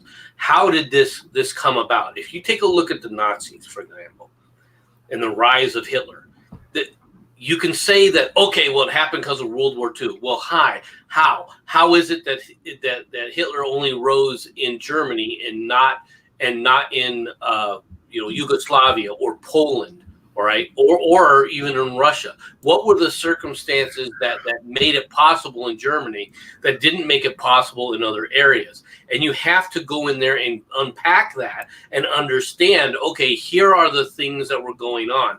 Here is how Hitler was able to work. Here is how he was able to what he was able to play on, what fears and what views of the general populace was he able to utilize to help him rise. All right. No, but people do not study history anymore. They just sit up there and say, well, you had the Nazi party and the Nazis just rose to power. Okay, under what circumstances? What was going on? What was being said at the time, and what were the conditions under which it was being said? What created that soup?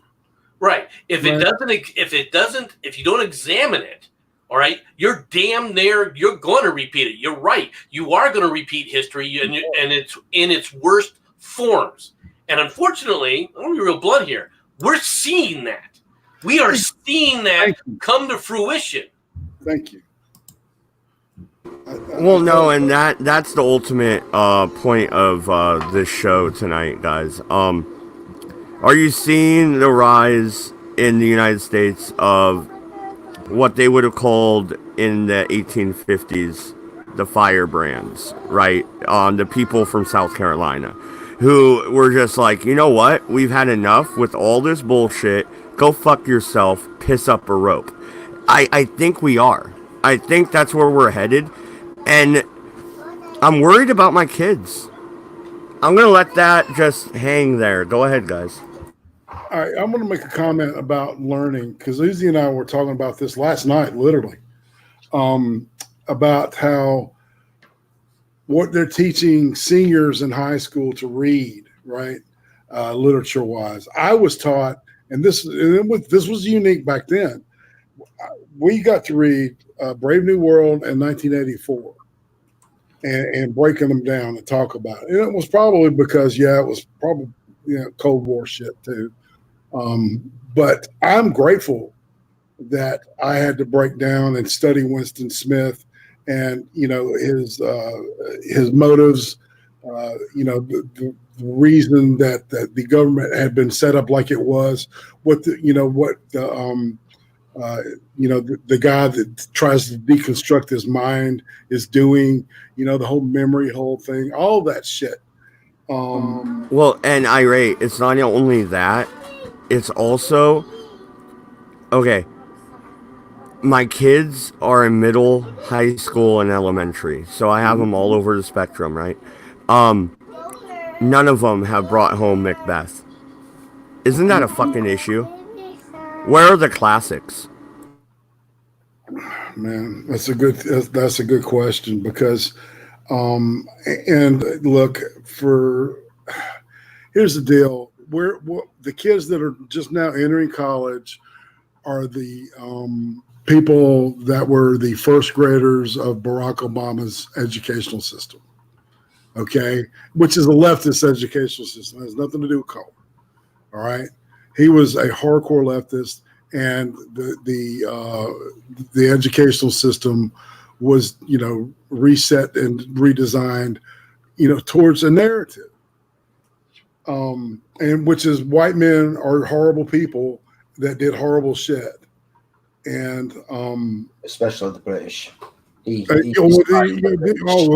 imperial motherfuckers, you're on a different level, okay?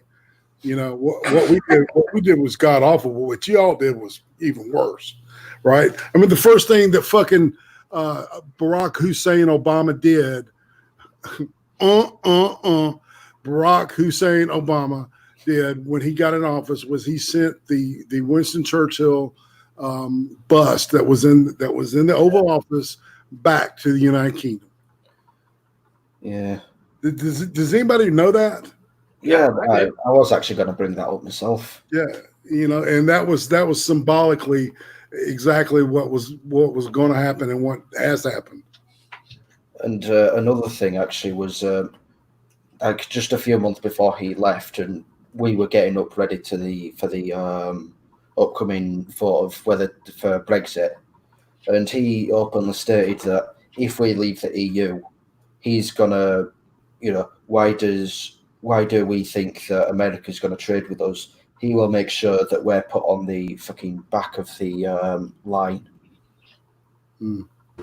Well, no, and like once again, I mean, I'm serious. We're at the level where people like me, people like MC, even you to a degree, Irate, we are the firebrands now, and we're not saying anything that edgy, are we?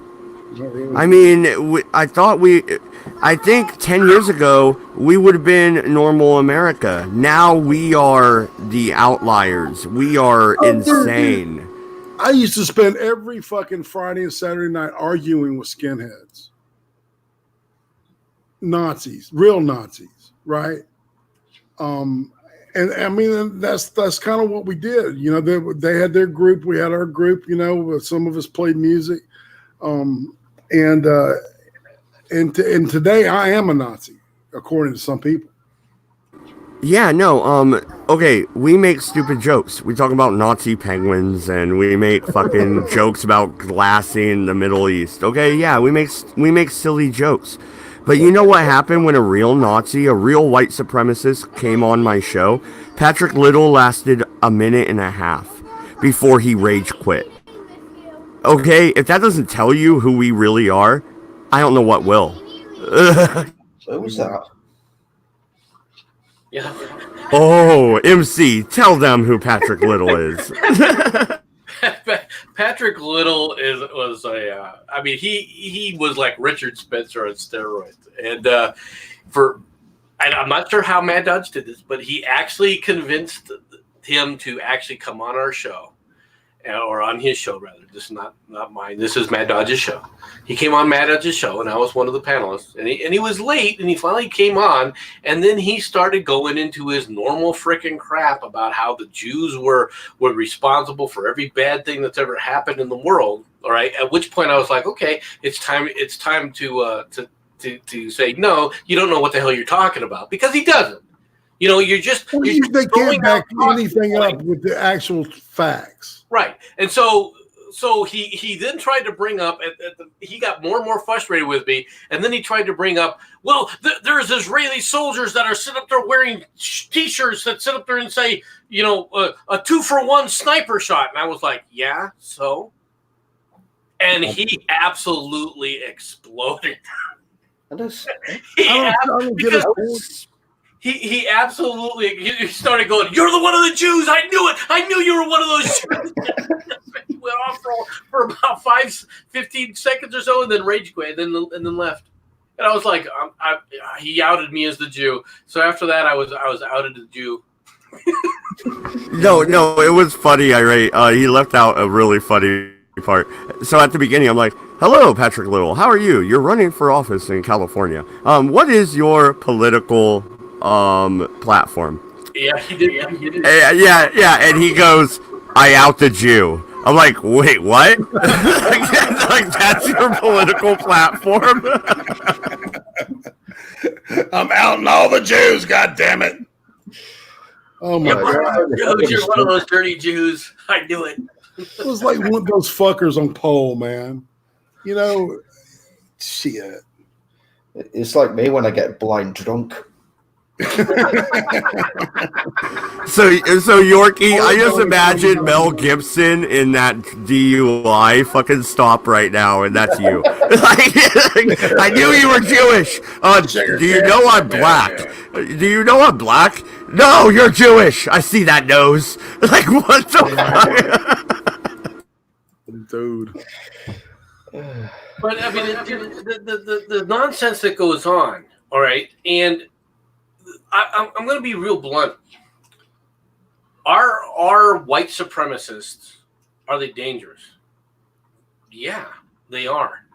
Unfortunately, however, while you're busy sitting up there calling everybody, all right, a white supremacist, you're only emboldening people, especially when people aren't white supremacists.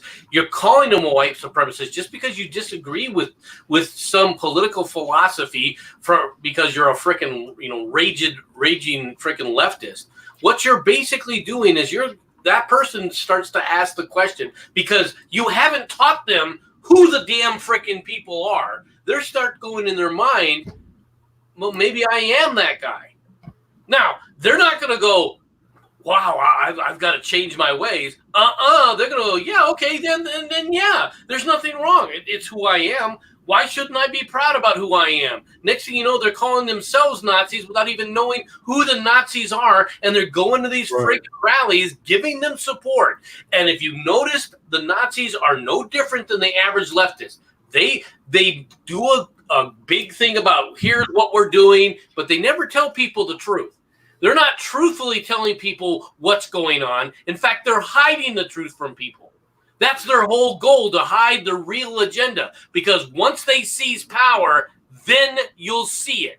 And it's just like Joey Behar. Yes, busy bitching about Beto O'Rourke. Beto O'Rourke, he shouldn't have been going around telling people he was going to seize their guns. He should have got elected first and then went around seizing their guns. And all the No, oh my God, no. That was said. Yeah, on TV, Joy Behar. Okay, I'm not.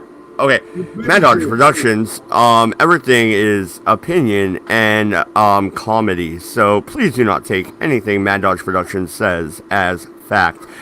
Can somebody grab a noose and hang this fucking cunt? Yeah, she's insane, man. And when Don Jr. called her out on being blackface and shit, she vehemently denied it. And then they had the pictures of it, man. You have the pictures of her doing, well, you could say it wasn't blackface, it was brownface if you really wanted to try and... It was dark brown face. If she had had the dark shit. Come on. Well, if you don't play these freaking tit for tat kind of games, I'll tell you what. You're right, man.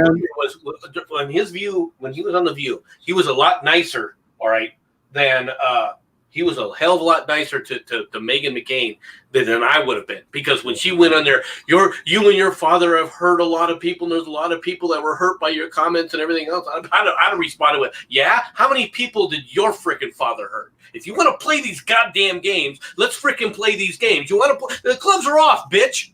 That's what I would have done that. I mean, yeah, would have been over the top, yeah. But you know what? Meghan McCain doesn't get a freaking free ride. She never impressed me, man. I tell you who impresses me though is that Sarah Sanders. Just as a conservative spokesperson. Sarah Huckabee Sanders. Yeah. She tolerates a lot of that shit a lot better than I could, because I'd be like, I'd punch him back. I mean, verbally, what I mean. I'm not talking physically, folks. Because I'm not going to tolerate that. If you're going to sit up there and come after me and launch an attack like I've hurt people, screw you. There's a lot of people walking around, I'm a victim, I'm hurt. It's like, get up, right? Dust yourself off, stop acting like a pansy, and start acting like a freaking adult. Just once in your adult life, act like one. Yeah, I just saw the Bear Dog quote. It wasn't rape. It wasn't rape. Okay. Jesus Christ. Well, no, and like seriously, dude, am I kind of a sexist? I guess, perhaps. I mean, like I like to slap my fucking wife on the ass when she walks by. She smiles when I do it. Does that make me a fucking sexist? I don't think so. But I mean, these people want to talk about rape. Yeah, we can pull out quotes from you leftists. How many were you hanging out with Weinstein, you fucking cunts? Like, how many of you? All right? How many of you Democrats went to fucking pedo island? How many? Yeah. You know, it's oh Jesus, and that shit. Oh my God. The whole, I mean, you know, you're living in clown world when like a worldwide pedophile ring doesn't get any attention, and the fact that knowledge of it had been covered up does not get maybe a day's worth of attention from the news cycle. Notice how fast they stopped talking about the Veritas video to make sure nobody knows about it? Exactly. How many times has that happened to Veritas? A shitload, man. Because the media puts its own little blackout in it. And it hasn't, and this is no different. This is why I get irritated with people when I bring up the Bill Clinton impeachment trial, right? And how it was handled and everything. And I start doing comparisons, and people start rolling their eyes like Bear Dog is, I'm sure, doing right now, right? About Bill Clinton. It's like, look, you guys do not understand what kind of a turning point that was for America. Yeah, and it wasn't in a good direction. It was in a very, very bad one. Yeah. It solidified gridlock. It solidified the fact that honesty doesn't matter, and that a president of the United States can commit crimes, and the other part, as long as their party supports them, no one will give a shit. The press won't care. Well, no, and sorry, I know it says Bear Dog, but you're Wolf Shot to me. You'll always be Wolfie. She says Epstein didn't kill himself. No, he didn't. Actually, he didn't kill himself. It's what we call assisted suicide. Yeah, skinhead assisted suicide. Well, no, and Dave's in the guy that got put in the room with him. I mean, he looked like a fucking skinhead on steroids. Well, and check this shit out, dude. Okay, when they put you in jail, right? Okay, so I was in a juvenile facility for Grand Theft Auto. I was released with all charges dropped. I am not a felon, but fact remains, I was there. You know what they did? They put me with the only other white guy in the fucking cell block. Because they knew damn well that they were going to drop the charges, and they didn't want me to get fucking ass raped and beat up. So they threw me in with the only other white boy. They did the opposite with Epstein. They threw him in with somebody who was going to fucking kill him. So either they set it up, or they did it themselves. I heard evidence that a guard might have been involved. I don't know. Or he was asleep. He just conveniently fell asleep on guard duty when he was just conveniently meant to be watching a fucking someone who just conveniently has a lot of fucking information on pedophiles. Yeah, but the thing is, though, you understand, they knew I was some fucking white kid that didn't steal the car. They were probably going to release within 48 hours, which they did. And they didn't throw me in with Big Bubba. Why? Because they fucking knew better, right? So you got preferential treatment over the black people? Because no, they wouldn't let you. They didn't have my attitude. Actually, no. They put me on the fourth block, which is actually the toughest. So no, they didn't think I was weak. Like, dude, I've never been small. At that time, I was more like fucking 250 and 6 feet, where I'm now like 220. But you missed my point. You totally missed it. No, but the point is, like, they knew not to put somebody in a situation where they're going to be hurt, is what I'm trying to say. And when they do that for individuals, they do that for everybody. So if they don't like you, if you're a pedophile, they're going to throw you in the cell with the guy that hates pedophiles. Aren't they? That's usually what they do. What you're saying, Dodge, is blacks are prone to violence and rape. I never said that. I said criminals are criminals, pretty much. Like, I wasn't going off of race. You said put you in the other cell with the only white guy, meaning that the other people in the other cell were black. Do you understand the American prison system and the way gang culture is? I was making a joke. Okay, but I'm gonna have to fucking specify because this is live on air, and I don't want to look like a fucking asshole. No, in American fucking jails, you literally are separated by race. Seriously, it's a thing.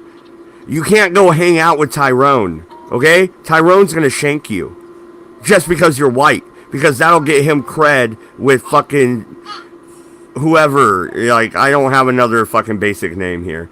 You know what I mean? Tyrone wouldn't shank you, man. You listen to rap. Yeah. I'll just start freestyling to him. That'll make it okay. Yeah, right. I think if you started rapping, even the white people would shank you.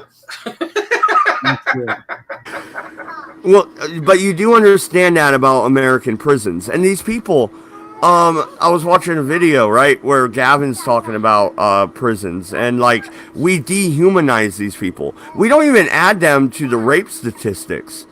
If you did, men get raped way more than women. Yeah. Like, they just don't do it. Why? Because they're not really people. They're criminals. Well, 3/4 of these people aren't even found guilty yet, are they? County jail is worse than prison. People would rather be sent to OSP than Lane County Jail. It's the way it is. It's ridiculous. It's insane. You gotta earn your cred somehow. You don't think this is ridiculous, MC? Like, I get it. Jail is meant to remove a threat. I understand that. I'm with you on that. But you don't know if they're the threat yet. And in the United States, we have due process. In the prisons, yeah, that kind of stuff does happen. And it doesn't really happen so much in the jail portion of it. And I think that probably Mole could probably talk to a little bit more about the difference between jail versus prison. Okay, because I'm not as knowledgeable as anybody else on it in the comparison. You know, people that have actually been incarcerated have a much better view of what it's like in those situations than I ever have. Because I've never been to jail, I have never been to prison. Okay, so for me to speak on it now, when I talk about the prison system, that's a different situation. Okay. I do recognize, of course, the fact that we have to do certain things, and that there's certain steps that should be taken. But if it was up to me, I've always had the viewpoint of, why do you have a place where the prisoners can gather to begin with? I've always been under the impression that, look, if you don't want these things to be happening, and these are dangerous people, then you keep them isolated from one another the entire time. We have that capability. The idea that somehow, well, we got to let them go and have a general population. Okay, the only time that you would be doing something like that would be as if you've assumed they're getting ready to enter back into society, and a lot of their violence proclivities are being removed. All right, have they been going through their counseling, which is also supposed to be happening in prisons? Are they going through, several of these things, or are they still just the violent nut jobs that they've always been before you start moving them to other areas? I think that's one problem. I'm a little confused. You, of all people, counseling. Can you really counsel a fucking pedophile to not be a pedophile? I don't think you fucking can, dude. A pedophile, no, but I'm not the one who makes these freaking rules either. All right, I'm not talking about what you're going to do with it necessarily with a pedophile. Would you put a pedophile in general population with a bunch of violent offenders? I wouldn't, but then again, I would always keep them isolated because they are a threat to everyone. They don't cease to be a threat just because they go into prison. Actually, I've got a different idea for them. Personally, I know people are going to say, "Oh, you sound like a Nazi, therefore it's bad." Personally, I'd say use pedos and rapists for, obviously, the ones that are proven beyond a doubt to have done this. Use them for medical experiments. I've got a better way to, what's the word when you make a prisoner good again? Rehabilitate. Yes, I know how to rehabilitate pedophiles. It's easy. You hold their head underwater and count to 1,000,000. Job done. Okay. Okay, so here's another thing, right? Okay, everybody knows O.J. Simpson probably did it. All right, he even wrote a book about how he would have did it if he did it, and it was exactly how it happened. That's interesting, but we'll leave that alone. Now, can you counsel a murderer to not be a murderer? Because he's out of jail on Twitter saying it's okay to be fucking evil or whatever. Like, that's the video. I didn't listen to it because fuck O.J. Simpson, but it popped up on my feed on Twitter. Like, you can't counsel these people to not be criminals, can you? I mean, they have to decide to not be pieces of Well, shit. you can counsel people, and they still, yes, the decision is still theirs. I think murder might be a bad example because they might have murdered one particular person because they did something such as, some people have gone to jail because, someone raped their daughter and they stabbed that person to death. That kind of thing. That's obviously a much more justifiable excuse, but I just use that as an example. Well, the first problem with the first problem I have with that is this. Okay, let's adjudicate them as are they a threat to society? If a guy takes the law into his own hands, all right, because he wants revenge for something that's been done to a family member in that regard, to be honest, is he a threat to anybody? Well, only if you, for some reason, he is a threat. Yeah, I'm not going to say he's not a threat, but is he as great a threat as the guy who goes, you know what, I just didn't like this guy and I just put a bullet in his head because I wanted to see what it was like to feel when somebody dies. Which one is the greater threat? So which one should be isolated more? Well, no, and there is a difference. Like, you can be charged with manslaughter for defending your own home and property in some states. Thankfully, not in the state of Oregon or Texas. I believe Arizona has stand your ground as well, right? Yeah. So, luckily in our states, we're okay. But in some states, defending your property can land you in jail. Now, does that person need to be isolated forever? No, I don't believe so. I believe they were defending themselves, and this is a breach of justice, to be honest. You know what I mean? But, then again, Charles Manson, could you have counseled him out of being a psycho? I don't fucking think so. Good luck with that. If it was up to me, I mean, he never would have come off of death row, and he would have been executed after 3 years. You know, that's actually a question I have since we're talking about jail. Okay, I am anti-death penalty. I am. But if you're going to have the death penalty, why the fuck are they sitting there for 15 and 20 years? Because of people who are anti-death penalty? Well, no, change the law. Don't delay the process. If we tried to change the law, would you be for changing the law? I would. I am anti-death penalty. I am pro-life on both subjects. I am anti-abortion, and I am anti-government murder. Sorry, I am. It's not government murder. Yeah. All right. It is government murder. No, I didn't go punch the president in the fucking nose and then get murdered.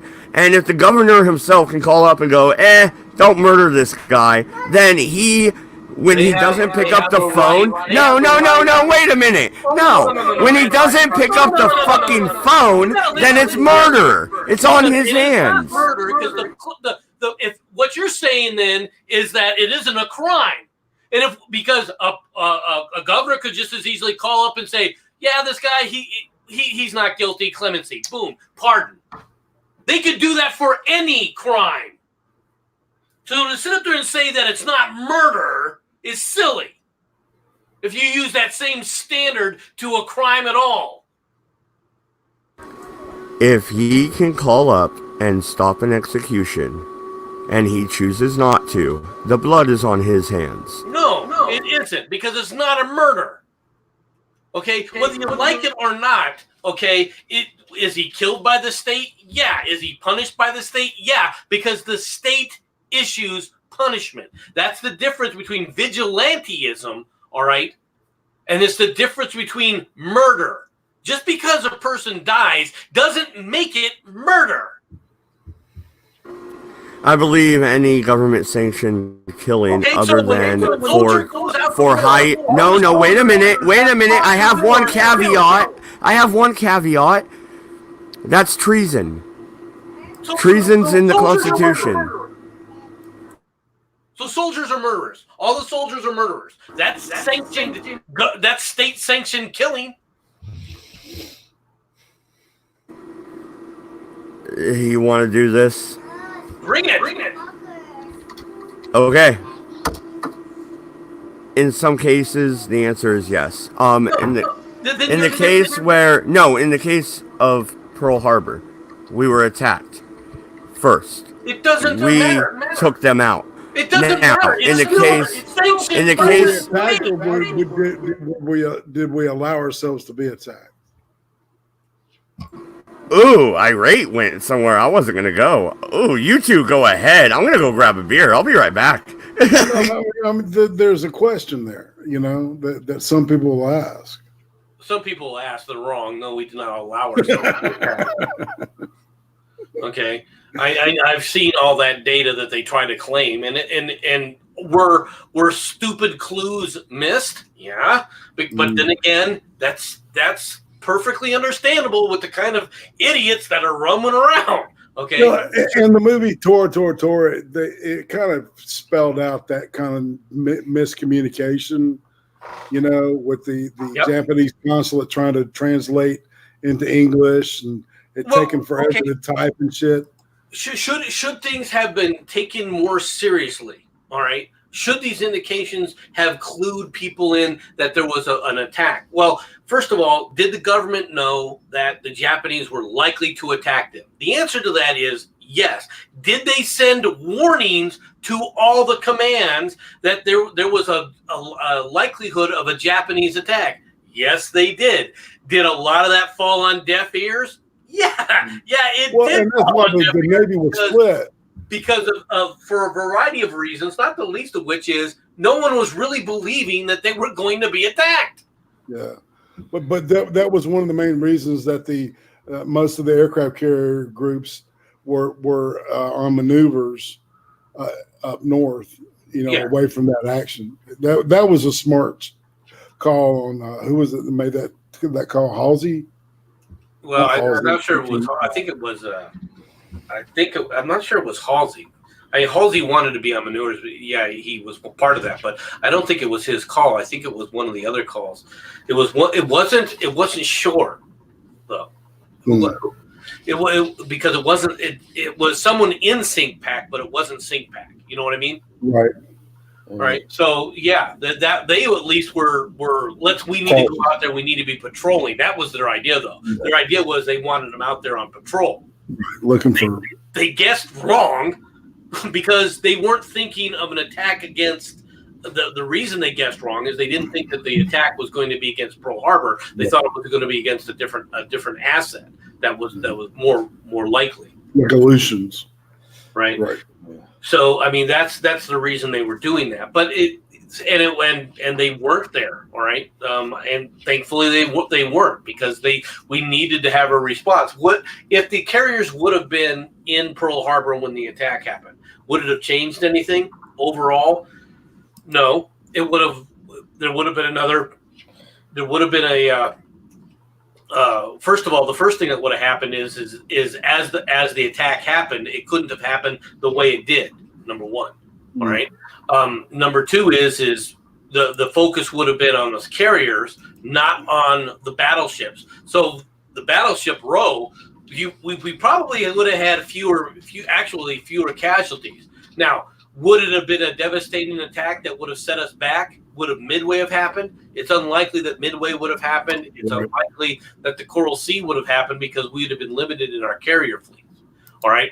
It's also very possible that if that had been the case, the United States wouldn't have focused as much on Germany and prepping for Germany. All right. With the focus would have been actually. Yeah, but we kind of divvied that up with the Ruskies, right? But that's because we understood. But that's because we had the forces in the Pacific to fight. If we didn't have forces in the Pacific to fight, we would have realigned forces in the Pacific to fight. We would have taken them from the Atlantic. Well, and what about from the Mediterranean that pushed through Italy, right? A lot of people, man, that's part of the war that really gets like glossed over the most, in my opinion, and the difficulty of. Churchill said it was going to be Europe's soft underbelly, and it ended up being a fucking, a trench. Yeah, but Churchill was saying that because he was trying to appease frickin' Stalin as to at least we opened a second front. He was trying to honor the commitment that they had to open a second front as soon as possible. Right. So to cut, I'm gonna go now. All right, later, Yorkie. If you got to leave. Because it's been fun. And if you're listening, Dodge, it's pronounced aluminium. It's aluminum, you cretin. I think you mean cretin, not cretin. Oh my God. Give me my knife. I'm going to stab this son of a bitch. Yeah, Dodger's fan you'd miss anyway. The crapper Nazis are Jesus. All right, Wolfshots, what's your opinion of this whole thing with World War II? What are we talking about? Oh, well, we were talking about how did the United States know that we were going to be attacked, all right, at Pearl Harbor? I look at Pearl Harbor like I look at 9/11. They knew it was going to happen, but no one really did anything about it. Mm. And then it fucking happened, and then it was awful. Yeah, but that's really what happened, right, dude? Right? Unify the country against the one enemy. I mean, that's what it did. Do you think that they knew it was going to happen, or did they think that it's a possibility that could happen? I don't know. They probably got so much intelligence, just like they do now, that they can't differentiate between what's really going to happen and what is. Yeah. Well, now I will say this: one of the problems with the intelligence services, as they're currently constituted, is there's so much intelligence. All right, there is so much information that they gather that it becomes difficult to actually analyze what's relevant, because there's just so much to wade through. And when you start doing that, and you start looking at things constantly in a set manner, it's very easy to you have clues in front of you that you're ignoring because you've been used to ignoring those clues for so long because they haven't been a priority. You've had a different set of priorities. You've looked at things from a different perspective. And so it's easy in that regard to miss things. And I think more than anything else, if you're going to look for why 9/11 happened, that's the main reason, is because people were looking the other way. Yeah, they heard the chatter. Yeah, that was there. But really, our focus is here. Here's what's important. Right. Do you think it's important now? Well, I mean, we didn't. Well, like, didn't we get intelligence that Germany was going to invade the U.S. via fucking California or some shit? There was intelligence that the Germans were going to try and get Mexico to invade us. All right, that they were going to help. Yeah, Mexico. Can we believe that now, you guys? I mean, seriously. Did they believe it then? Yeah, they did. I know, but now, can you believe that? Like, the Germans trying to enlist the Mexicans to fucking invade us. Yeah, they ended up siding with us, and as a matter of fact, anyway. Do I believe the Mexicans would have sided with the Germans in World War I to attack the United States? Yeah. I have no doubt that they would do something like that. Yes, that's different. World War I is different. Is it? But was it credible at that time? Yeah, that was actually a credible threat. You got to remember the entire size of the United States military prior to us actually plussing up for the war, right? Was, I think we had what, 10,000. A total of 10,000 uniform members of the military, and that included, I think, the Navy, if I'm not mistaken. Didn't we do conscription in World War II? Well, no. The thing is, though, MC is right, because our military, our naval size was fairly significant, but our army was very small. And we only plussed up because of World War II, and then we stayed at that level because of the Cold War. Or else we would have drawn back like we always have. Well, we did. America is an isolationist-minded country. It really is. To think that the United States did not draw back after World War II is a misnomer. But we had plussed up way beyond what people remember. We had over 5 million men in arms. Mm. All right, between the Navy, the Army, all right, and the Marine Corps, and the even the Coast Guard, right? There wasn't an Air Force at the time. We had close to 5 million men under arms at the end of World War II. So when we drew back to about 1 million, all right, which was still much higher than what we were used to, because it used to be we'd go way under 100,000, okay, but we still had 1 million, which was much higher than normal, okay, for our normal forces. Right. And of course, during at various times, we go up and down. That varies at various times. Okay? Weren't we just talking about how like someone posited that soldiers were murderers? Well, yes, because Mad Dog's comment was that any state-sanctioned killing is murder. That sounds about right for a libertarian. No, and I would like you to convince me that it's not, because if I pull the trigger and I shoot my neighbor, bam, that's murder. Now the government rolls in with a raid and shoots my neighbor, that's a police action. Wait a minute. What's the difference here? Like, all you are is a civilian with a fucking funny uniform and a badge. I'm not here to convince you shit. That's for sure. You do what you want. Kind of like how I'm pro-choice and pro-death penalty. I'm staying in my own fucking lane.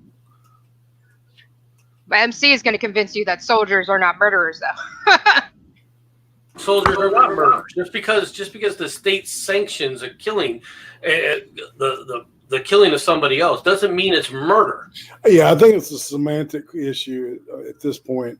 There's killing and then there's murder, right?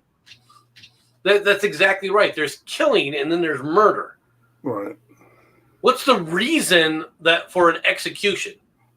Is it the guy just decided, well, we just want this guy out of the way, because he was inconvenient to us? Now, you could say that that's what it was, or you can try and say that. And in some cases, you might be right, depending upon the nation state that you're dealing with, all right?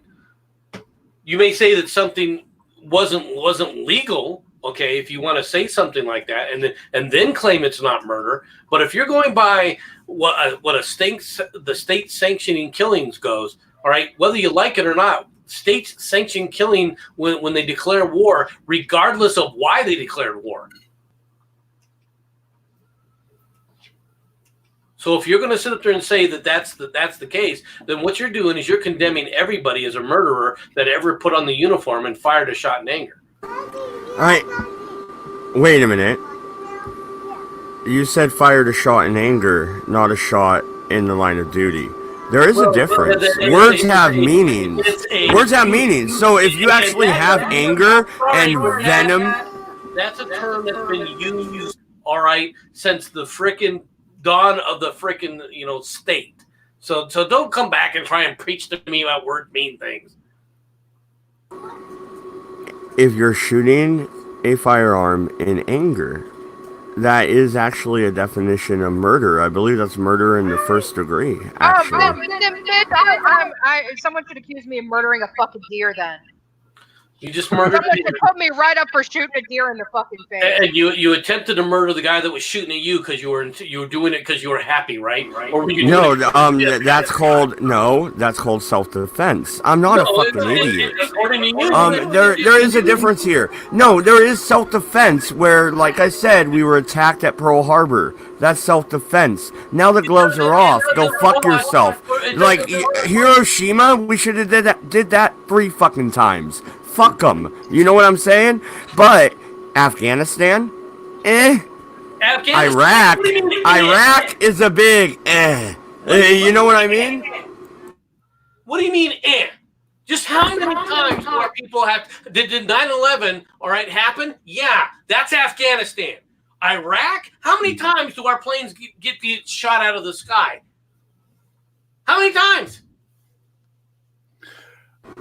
Why are you flying over their airspace if Because Iraq we was were flying? there. No, wait a minute. If Iraq was flying jets over LA, we would have shot them out of the sky. Is that bad? Look, whether you like it or not, we were there. Don't come back and go, well, why were we there? That doesn't make any difference. We weren't shooting at anybody when they were there to enforce the no-fly zone. The Congress, whether you like it or not, that's why we were there. Foreign entanglements are a dangerous endeavor. Regardless of what you wish for, Mad Dodge, there's something called reality.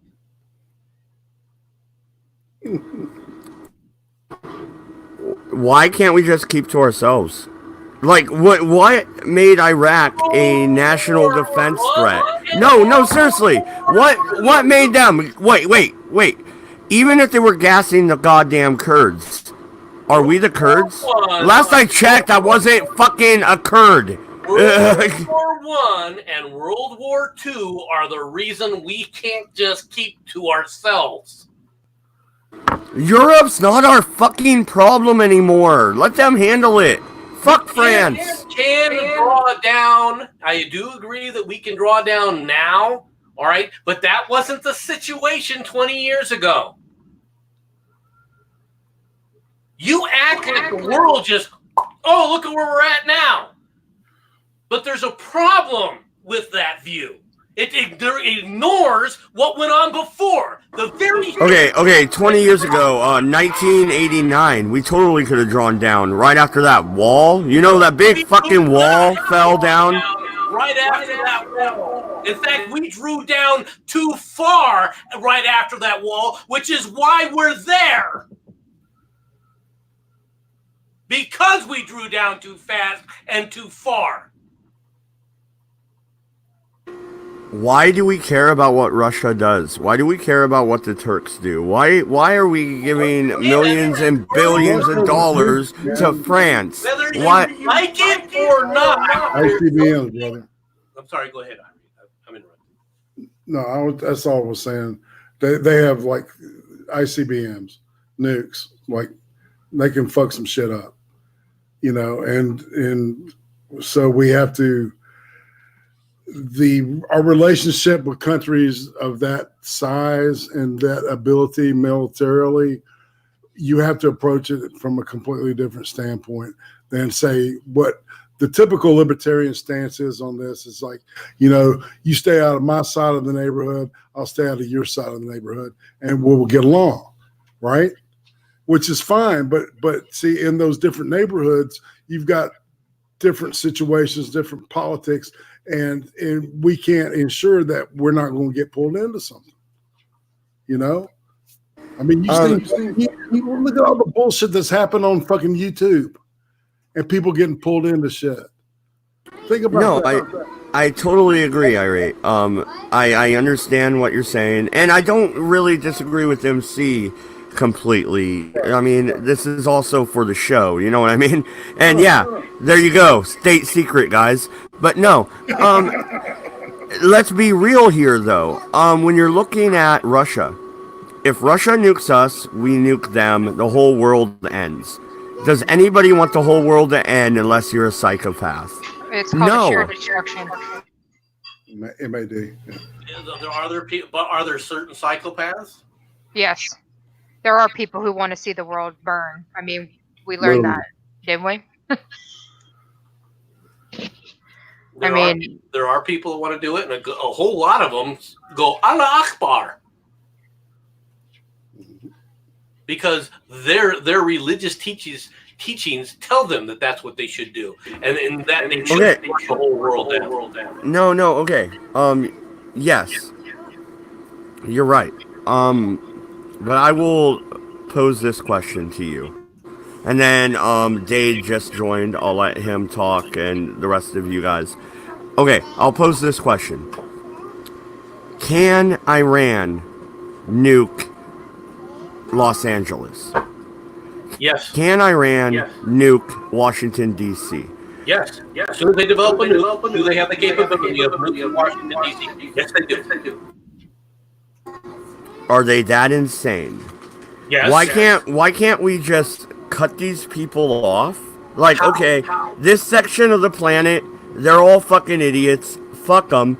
Nobody just deal with them anymore. Okay. Don't we have this thing called Everybody, sanctions that we already nobody use? You tell nobody deal with them. We tried that. Hold we on. tried it with Iraq. Funny how when we went in there, we found all sorts of Europeans, all right, information, and European governments had been working with these chatterheads, to include Germany building the big Bertha guns that were going to be able to shoot a railgun thousands of miles. All right, listen, I'm totally with Mad Dog about being an isolationist, country. I'm all for that, except it can't happen. The problem is that we have a world market, we have a global market, we've got all this other bullshit. On top of the fact that we couldn't leave well enough alone in the 60s, now we're in the shit we're in. We have no choice. Like, we've been dealing with fucking the Middle East since the 60s, maybe even the 50s, right? And we couldn't leave well enough alone then. We've been involved in the region ever since World War II. Ended, yeah. We even tried to moderate things early on in the 50s. We should have never done anything like it. We should have never. Had no choice. No, we don't have a choice now. We had a choice then. We didn't have a choice then. You act like we could have just stepped back during that time frame and let the Soviet Union have it all. That's right. We should have let them have it, but we didn't. No. Like we're in the place we're in. Not the oil, buddy. We should have had it. We should have left it alone. No. Like in the 50s and 60s, but no, we had to. No, actually, you know what? I'm going to back up Bear Dog. MC, if we would have left it alone and let Russia have it, they would have sunk under their own economic debt a decade before they did. No, they would not have. One of the things one of the things that allows an empire to expand is the capture of territories and then the raping of those territories for profit. Okay, this is how the Roman Empire was able to expand. While it was expanding into areas that had wealth, it had no problem continuing to expand. The problem that the Romans ran into was, after they had expanded as far as they could, there was nowhere they could expand into. The only chance they would have had would have been an attempt to try and expand into India. The reason they couldn't expand into India, though, was there's a huge desert between those areas. So to actually expand into that area, you had to get past that natural barrier that existed. They could have tried to expand toward, let's say, China. Once again, to get into China, there's huge swaths of territory that you would have had to go through that was depopulated and had no real wealth. They did try to expand, all right, to the north. And unfortunately, what did they run into? A bunch of freaking dirt farmers, all right, that were called Germans at the time, and then Celts when they went further. That's why they couldn't continue to expand. It wasn't because the slaves or anything else. It's because these areas weren't wealthy enough to continue that expansion. If you tried the same thing nowadays, or even if you tried to do it after in 1945, 1950, and so forth, the Russians would have kept on expanding because of the modern techniques that they could then utilize. Oh, they wouldn't have gone into Africa, granted, but they would have continued to expand all throughout Europe. They would have taken over the entire Middle East, including the oil supplies. And they wouldn't have given it to the Europeans. It would have been stuck for themselves. Oh, man, we would have had to fucking have our own oil, MC? Well, shit. Right? No, actually. I'm not talking about. No. See, and that's where I'm at. I'm with Wolfshot. What about this affects me? What about this affects Great Britain? Does Great Britain affect you? Not really. I got some friends over there. Does Europe like affect half you? of the Middle Yeah, East it does, because Africa, we sell to them. Yeah. They are a market. Yeah, but the UK used to own the Middle East and parts of Africa. Yeah, and you're acting like the United Kingdom at that point would not have stood up for itself. They were still an empire, sir. They didn't. Right after World War II, they were on the decline. In fact, they tried to do an operation with the Israelis in the 1950s, with the Israelis and with the French. And they tried to seize the Suez Canal. The United States said no, and we put a stop to it. And look at what the result was. Did the Arabs appreciate that? Nope. Not at all. In fact, they backstabbed us and sit up there and went straight to the Russians to get Russian weapons so that they could sit up there and use against their foes, expanding Russian power. And then we used the Middle Eastern people in the 80s with fucking Desert Storm. And then they fucked us over in their Iraq war. They did. That's very true. They keep fucking us over. Let's stop. Let's just stop. I agree that we do things differently, but the reality is that if we would have pulled out of there, the whole reason that we were there after the Gulf War, right, or prior to the Gulf War, accuracy needs to be like here. All right, in the 80s, we were assisting the Mujahideen against the Soviets in Afghanistan. Yep. Yeah. It was SOCOM. And after the Soviets pulled out, then they started pointing by these people that we helped. Yeah, they turned to the Taliban.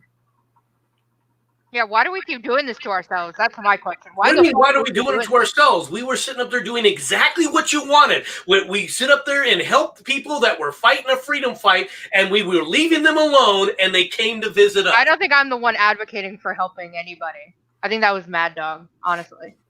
I don't give a shit. No, actually, this is hilarious. MC, you're gonna love this. I just got an email, right? Like, just now. NFL arranges private workout with Colin Kaepernick for teams to consider adding him to their roster. Who's gonna add this piece of shit to their roster? Are you kidding me right now? Who knows? Who knows? I think that if you're going to add a piece of shit to the roster right now, there'll be teams trying to try out Antonio Brown. Are we really talking about football right now?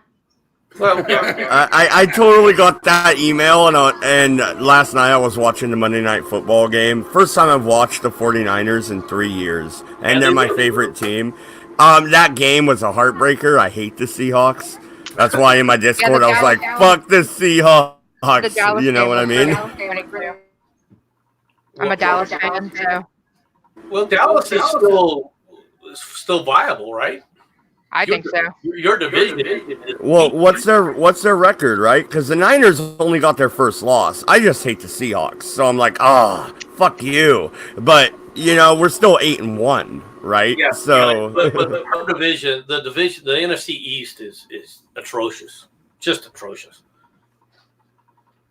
I would have to. Really? Is it about the West this year?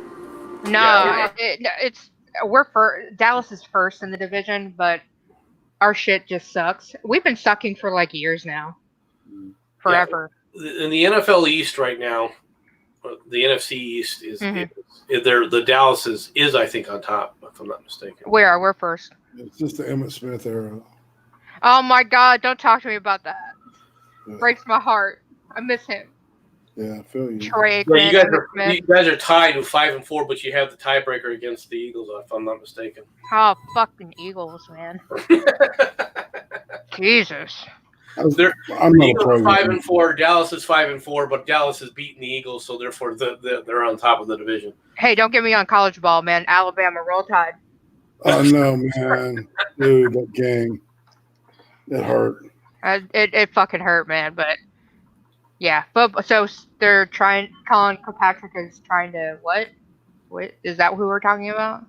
Colin Kaepernick. Whatever his fucking name is, the black guy who pissed a lot of people off on their night. No, Mr. Black guy who grew up as a rich white kid. Come on now. Hey, when you see old white guys burning their Nikes in effigy, I mean, it's hilarious. That was hilarious. I'm sorry. Yeah. I honestly don't know like anything about that kid. Is he trying to get back into football? No, no, he still wants to be back because he thought that he could force people out, and no one wants him. It's like that prick who was on the Cowboys and he like cut contract and went somewhere else or something. I don't know what happened with that. Which one do you think about? Was he a receiver? Dak, I think was it Dak Prescott? No, not that. Dak Prescott's still your quarterback. I don't fucking He's remember. a good quarterback too. Played for Ole Miss, didn't he? Yeah, I think Dak though is this year. He's not putting up the numbers, but I think mainly because, quite frankly, he's not well. I think he's injured. Yeah. He's better than Romo. Fuck Romo. Yeah. That guy, he could fuck up a wet dream. Let me tell you what. Oh my god. You put Jessica Simpson. It's like Giants fans. They absolutely despise freaking Eli Manning. It's the same thing. It's the same attitude. I hate the Patriots, to be honest. I don't give a fuck about the Redskins. You know, that old rivalry. I don't give a fuck about that. I fucking hate the Patriots with a passion. With a passion. I can't say as I'm a Patriots fan either, but that's because of all the crap that they talk about. Oh, are you a Cardinals fan? Are you a Cardinals fan? No, I'm a Steelers fan. Oh shit! Steelers. When did they last do something? Like, didn't their quarterback rape somebody? Like, that's the last thing they did.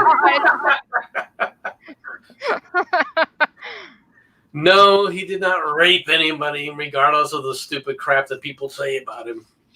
He's not the smartest, and to be honest, right now he's on the bench because he's on injured reserve for the rest of the year. I remember the steel curtain defense, man, and fucking Franco Harris running the ball, man. Franco Harris and Rocky Blyer was an awesome punch. I knew Rocky Blyer's son. Did you? Didn't we kick their ass in I went to 95? school with him. Yeah, he was. Screw you, Willshot. Screw you. We kicked their ass in 95. It's okay. We haven't had a fucking Super Bowl since. It's all right. I'm dating Well, myself on this. But yeah, the steel curtain was what made the Steelers a dynasty. Yeah, fuck the steel curtain, dude. Like, the West Coast offense. The West Coast offense invented by one coach. Okay? Go fuck yourself. Yeah, like, I already won. I won this argument before I started. And how many Super Bowls did you win? Actually, the West Coast offense is a variation on the early like football offenses from the 1900s, where was a spread. It's a spread idea, right? Yep. Well, the big difference with the West Coast offense was the ability to have a running back come out and catch a ball. Right. And they had it takes a special running back to be able to actually do it effectively. And the other advantage they had was they had a dual set running back. They had two running backs. Not only that though, look at the tight ends. You had the tight ends. Oh my god, they can actually run a route. Holy shit! This is amazing.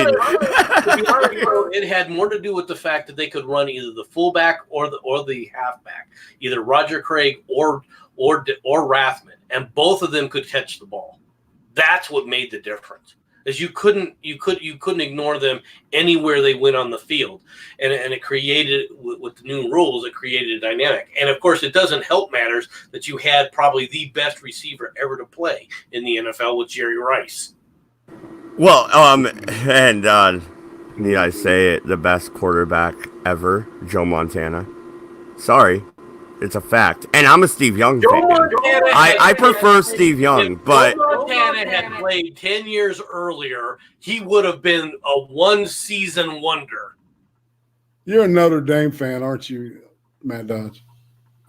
no, University of Oregon. Ducks. I'm a Duck fan. Yeah. Hey, man. He's a Catholic. That's why he roots for Notre Dame. Fuck you. I was Catholic. So. But no, like, looking at that offense though, it really changed the NFL itself, right? So No, but it was only capable. It was only possible because of the rule changes. Now, I give Pete. Was it Pete Carroll? No, not Pete Carroll. Who was it? The coach that came up. Steve Mariucci? No, before him.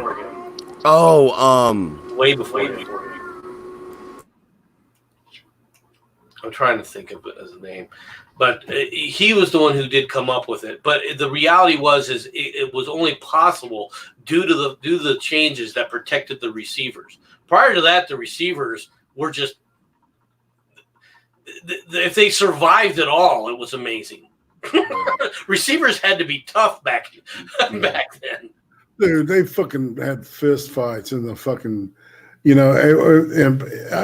it was manly man shit back then. Oh, you would listen to him. I mean, you got when you had Jack Tatum. I mean, the things that were allowed back then, because they would. Jack Tatum wrote. They call me the assassin, right? Because he basically kind of clotheslined a guy and broke his neck and turned him into a paraplegic. And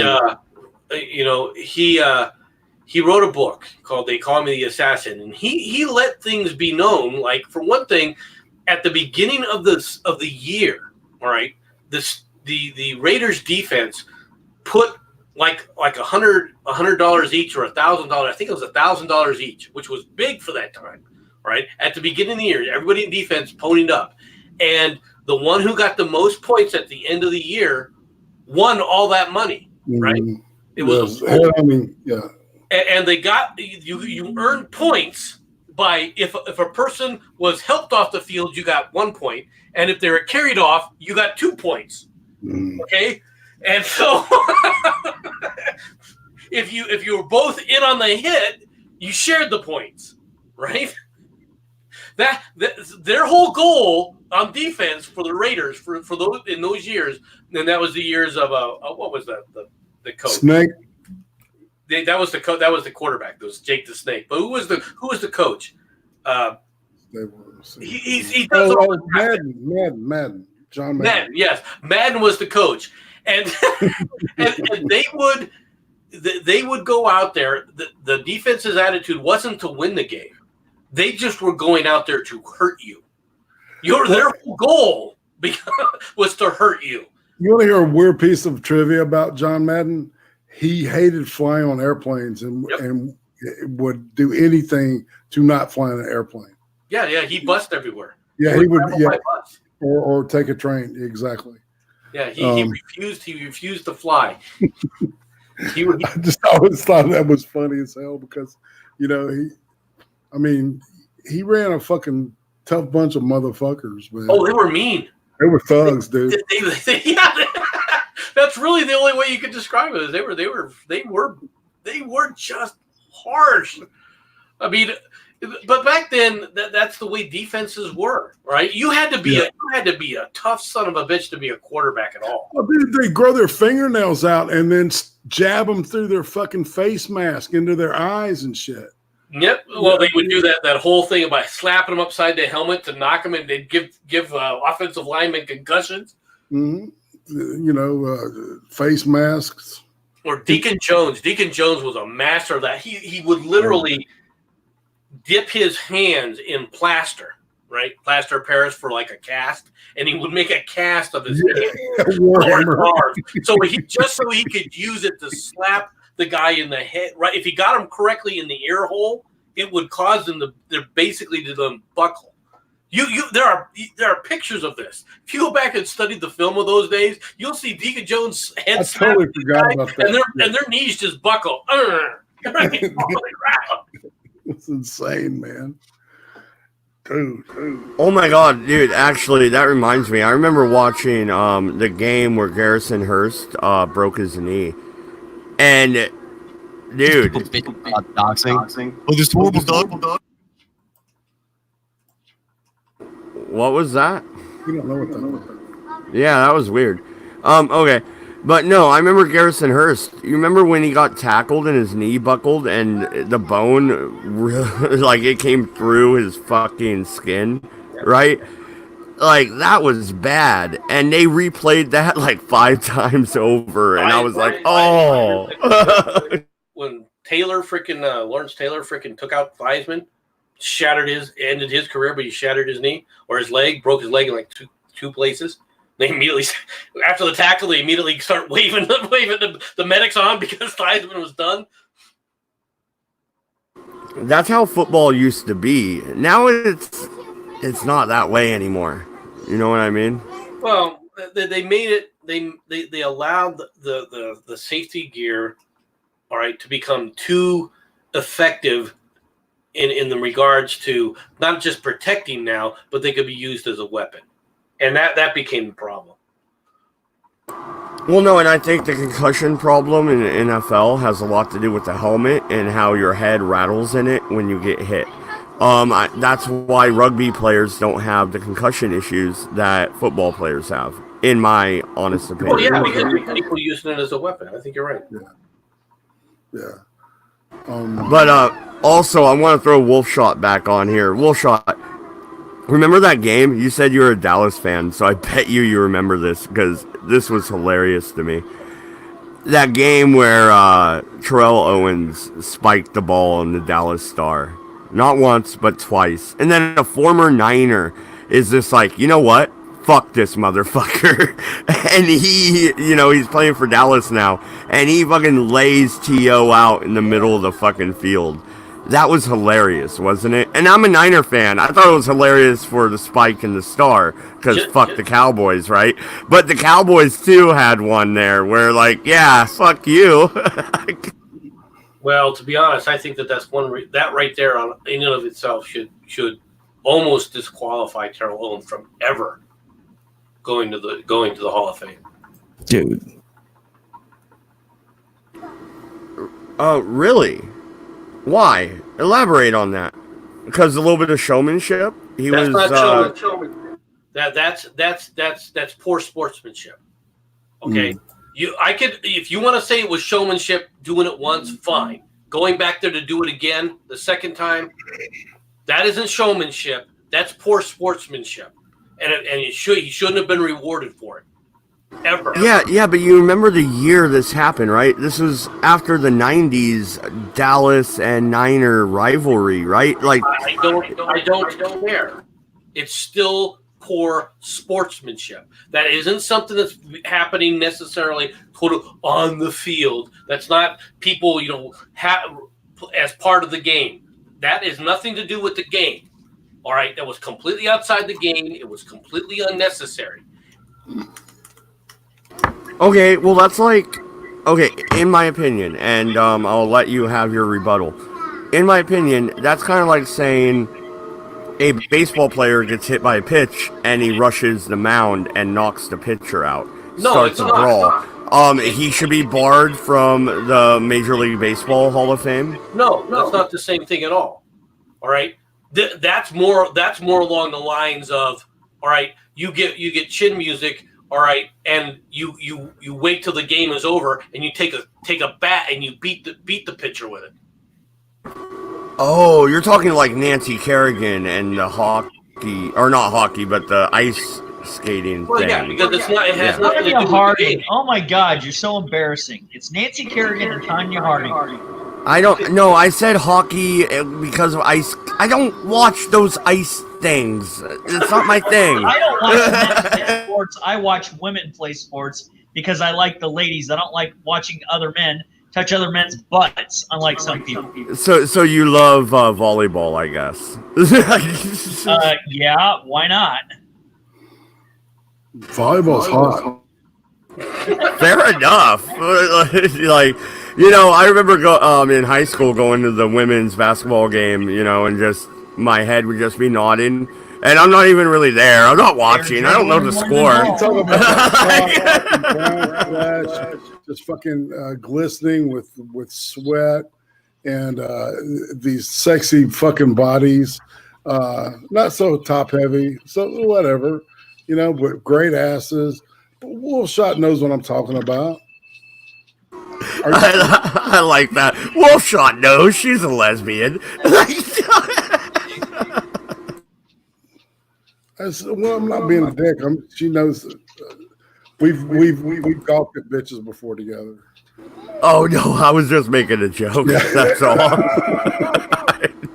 Her silence is scaring me though. She's probably getting something to eat.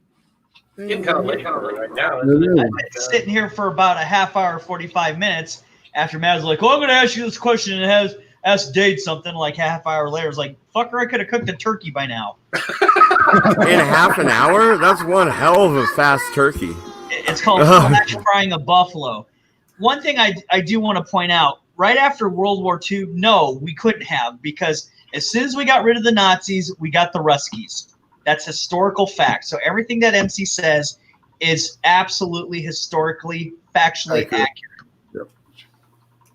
And the problem is the UN needs to go bye-bye. We need to stop giving people money, and we need to both stop sticking our noses where it doesn't belong and having people beg us for everything and then kick us in the balls and stab us in the back at the same time. That's all I'm going to say about political stuff tonight. I don't disagree with that shit. Neither do I. Well, I happen to agree with Patton when he said we should just continue on to Moscow. He was right. But hey, it is what it is. Well, all right, let's go down that road. All right, was Patton assassinated? And if it was, who did it? Was Patton assassinated? I don't think Patton was assassinated. No, I know there's a lot of people because he was so, vociferous. I mean, he was blatant about saying that we should never trust the Russians. All right, we should have turned the German. He did say that we should turn the Germans around. All right, rearm them with our weapons and send them to finish the job. Finish their motherfucking well. Yep. Wait, is that even viable at that point, though? I mean, Berlin was a rubble. It was a mass of... It looked like Georgia after Sherman. You know what I mean? So, like, could we have rearmed the Germans to fight with us against the Russians? I don't think so. Sure, we could have. There wasn't anything stopping us from rearming. Half the fucking German army wanted to make friends with the United States anyway. Or hide out in Argentina or some shit. Yeah, logistically, could we have done it easily?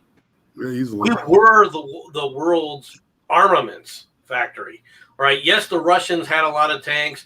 Yeah, but no. Can we hand them rifles, MC, and tanks? Yeah, we could. But who are you handing them to? 80-year-old men and 13-year-old boys? Well, I mean, who was left? Prisoners of war, man. You know that we could have turned loose. You know, SS soldiers, Wehrmacht, Luftwaffe, even. You know, there was armed and armored divisions in the Luftwaffe. You got to remember, there was a lot of Germans surrendered to the United States and the Allies as a whole as we marched across Europe. Yeah, they said, "Fuck this shit."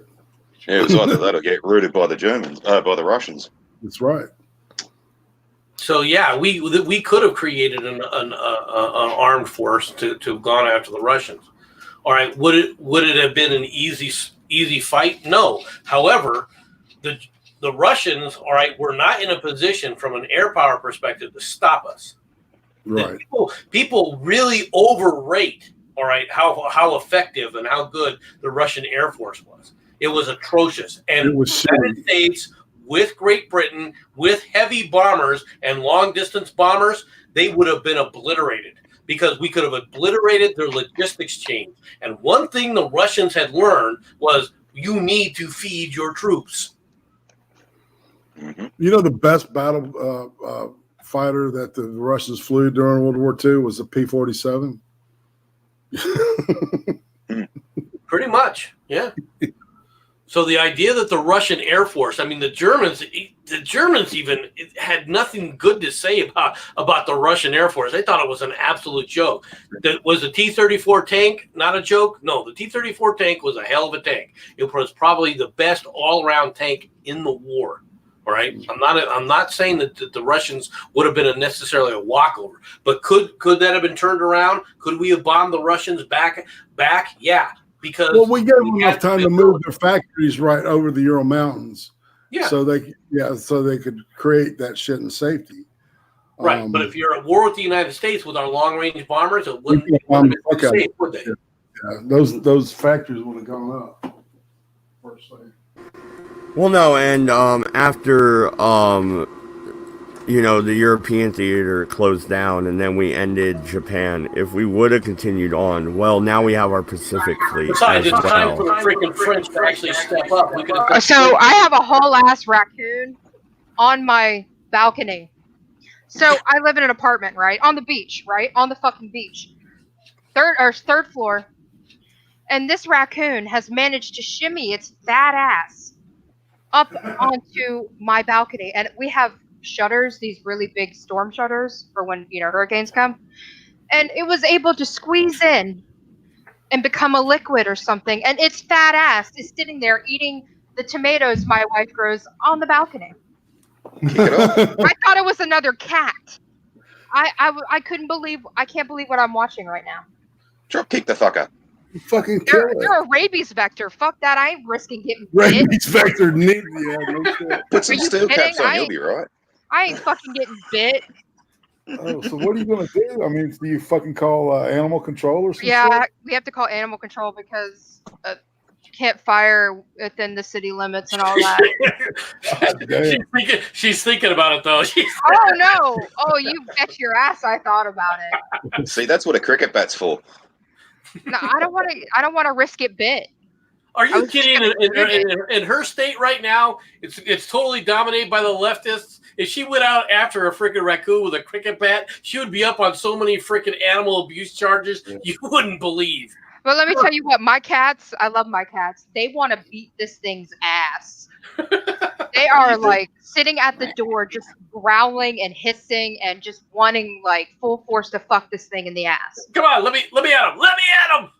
But you see, she's got the perfect excuse. She can hit it with a cricket bat. And when they say, you used a cricket bat on a raccoon, say, who the fuck plays cricket in America? But that's what I'm currently dealing with right now. So I'm going to go. It was nice chat with y'all. You're gonna go get rabies. We got it. Really, I have something I have to take care of right now. So I Keep gotta the go door myself. shut. So I do appreciate you having me on. Well, no, and we're approaching 3 hours anyway. We're gonna wrap it up. Everybody, thank you for coming out. It looks like we didn't get banned, other than Doku. I guess his messages are not showing up in the chat. That's weird. I don't know. Who did you not suck off this week, Doku? I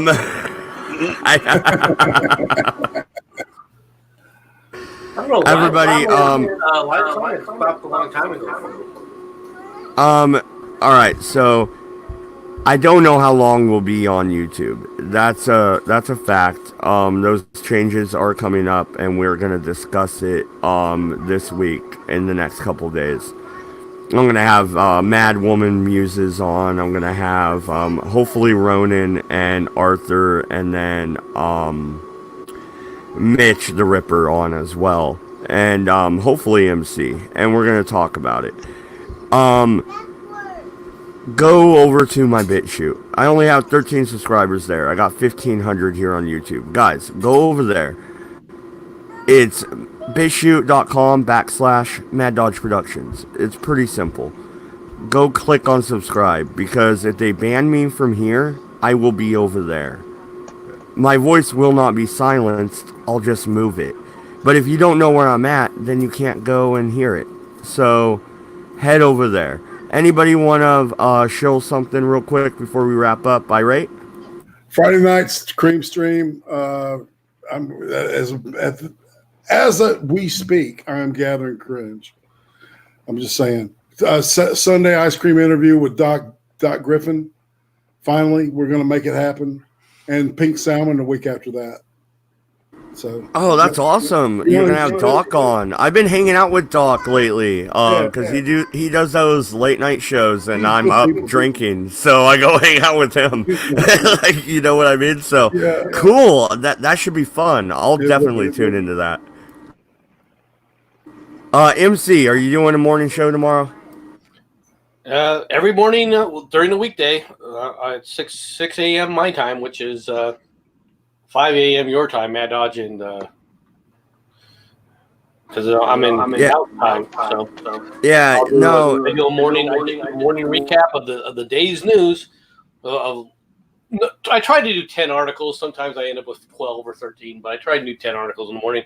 And then I also do other videos that I'll do from just different news articles that catch my fancy during the week. And so I do some smaller, shorter videos. But the main thing is doing the live stream. And I also have a BitChute account. It's kind of funny because on my BitChute account, if I upload a video to YouTube and I upload it to BitChute, I get more people watching it on BitChute than I do on YouTube, even though I have far more subscribers. You know, that's really weird. I've noticed that too. Like I was saying to you last night, MC, our Waco and Ruby Ridge video is still gaining views.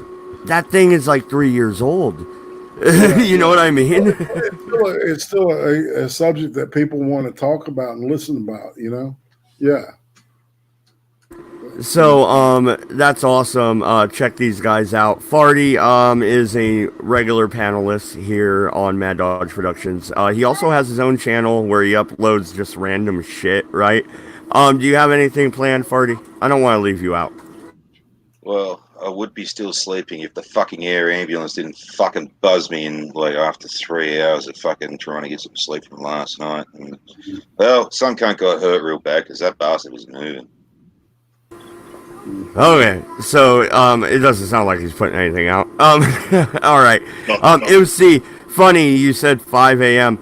You don't want to know what I was doing at 5 a.m. last night. Actually, my wife enjoyed it. But anyway, moving on. Good night. Good luck. Don't go to France. Is that what you're saying? No, I got some. All right. Hey, I'm married. That's rare. We got to brag about it. You know what I mean? No, everybody. Thank you for coming out and watching. I appreciate it. We've had a steady viewership all night for 3 hours. Thank you, guys. Head over to BitChute.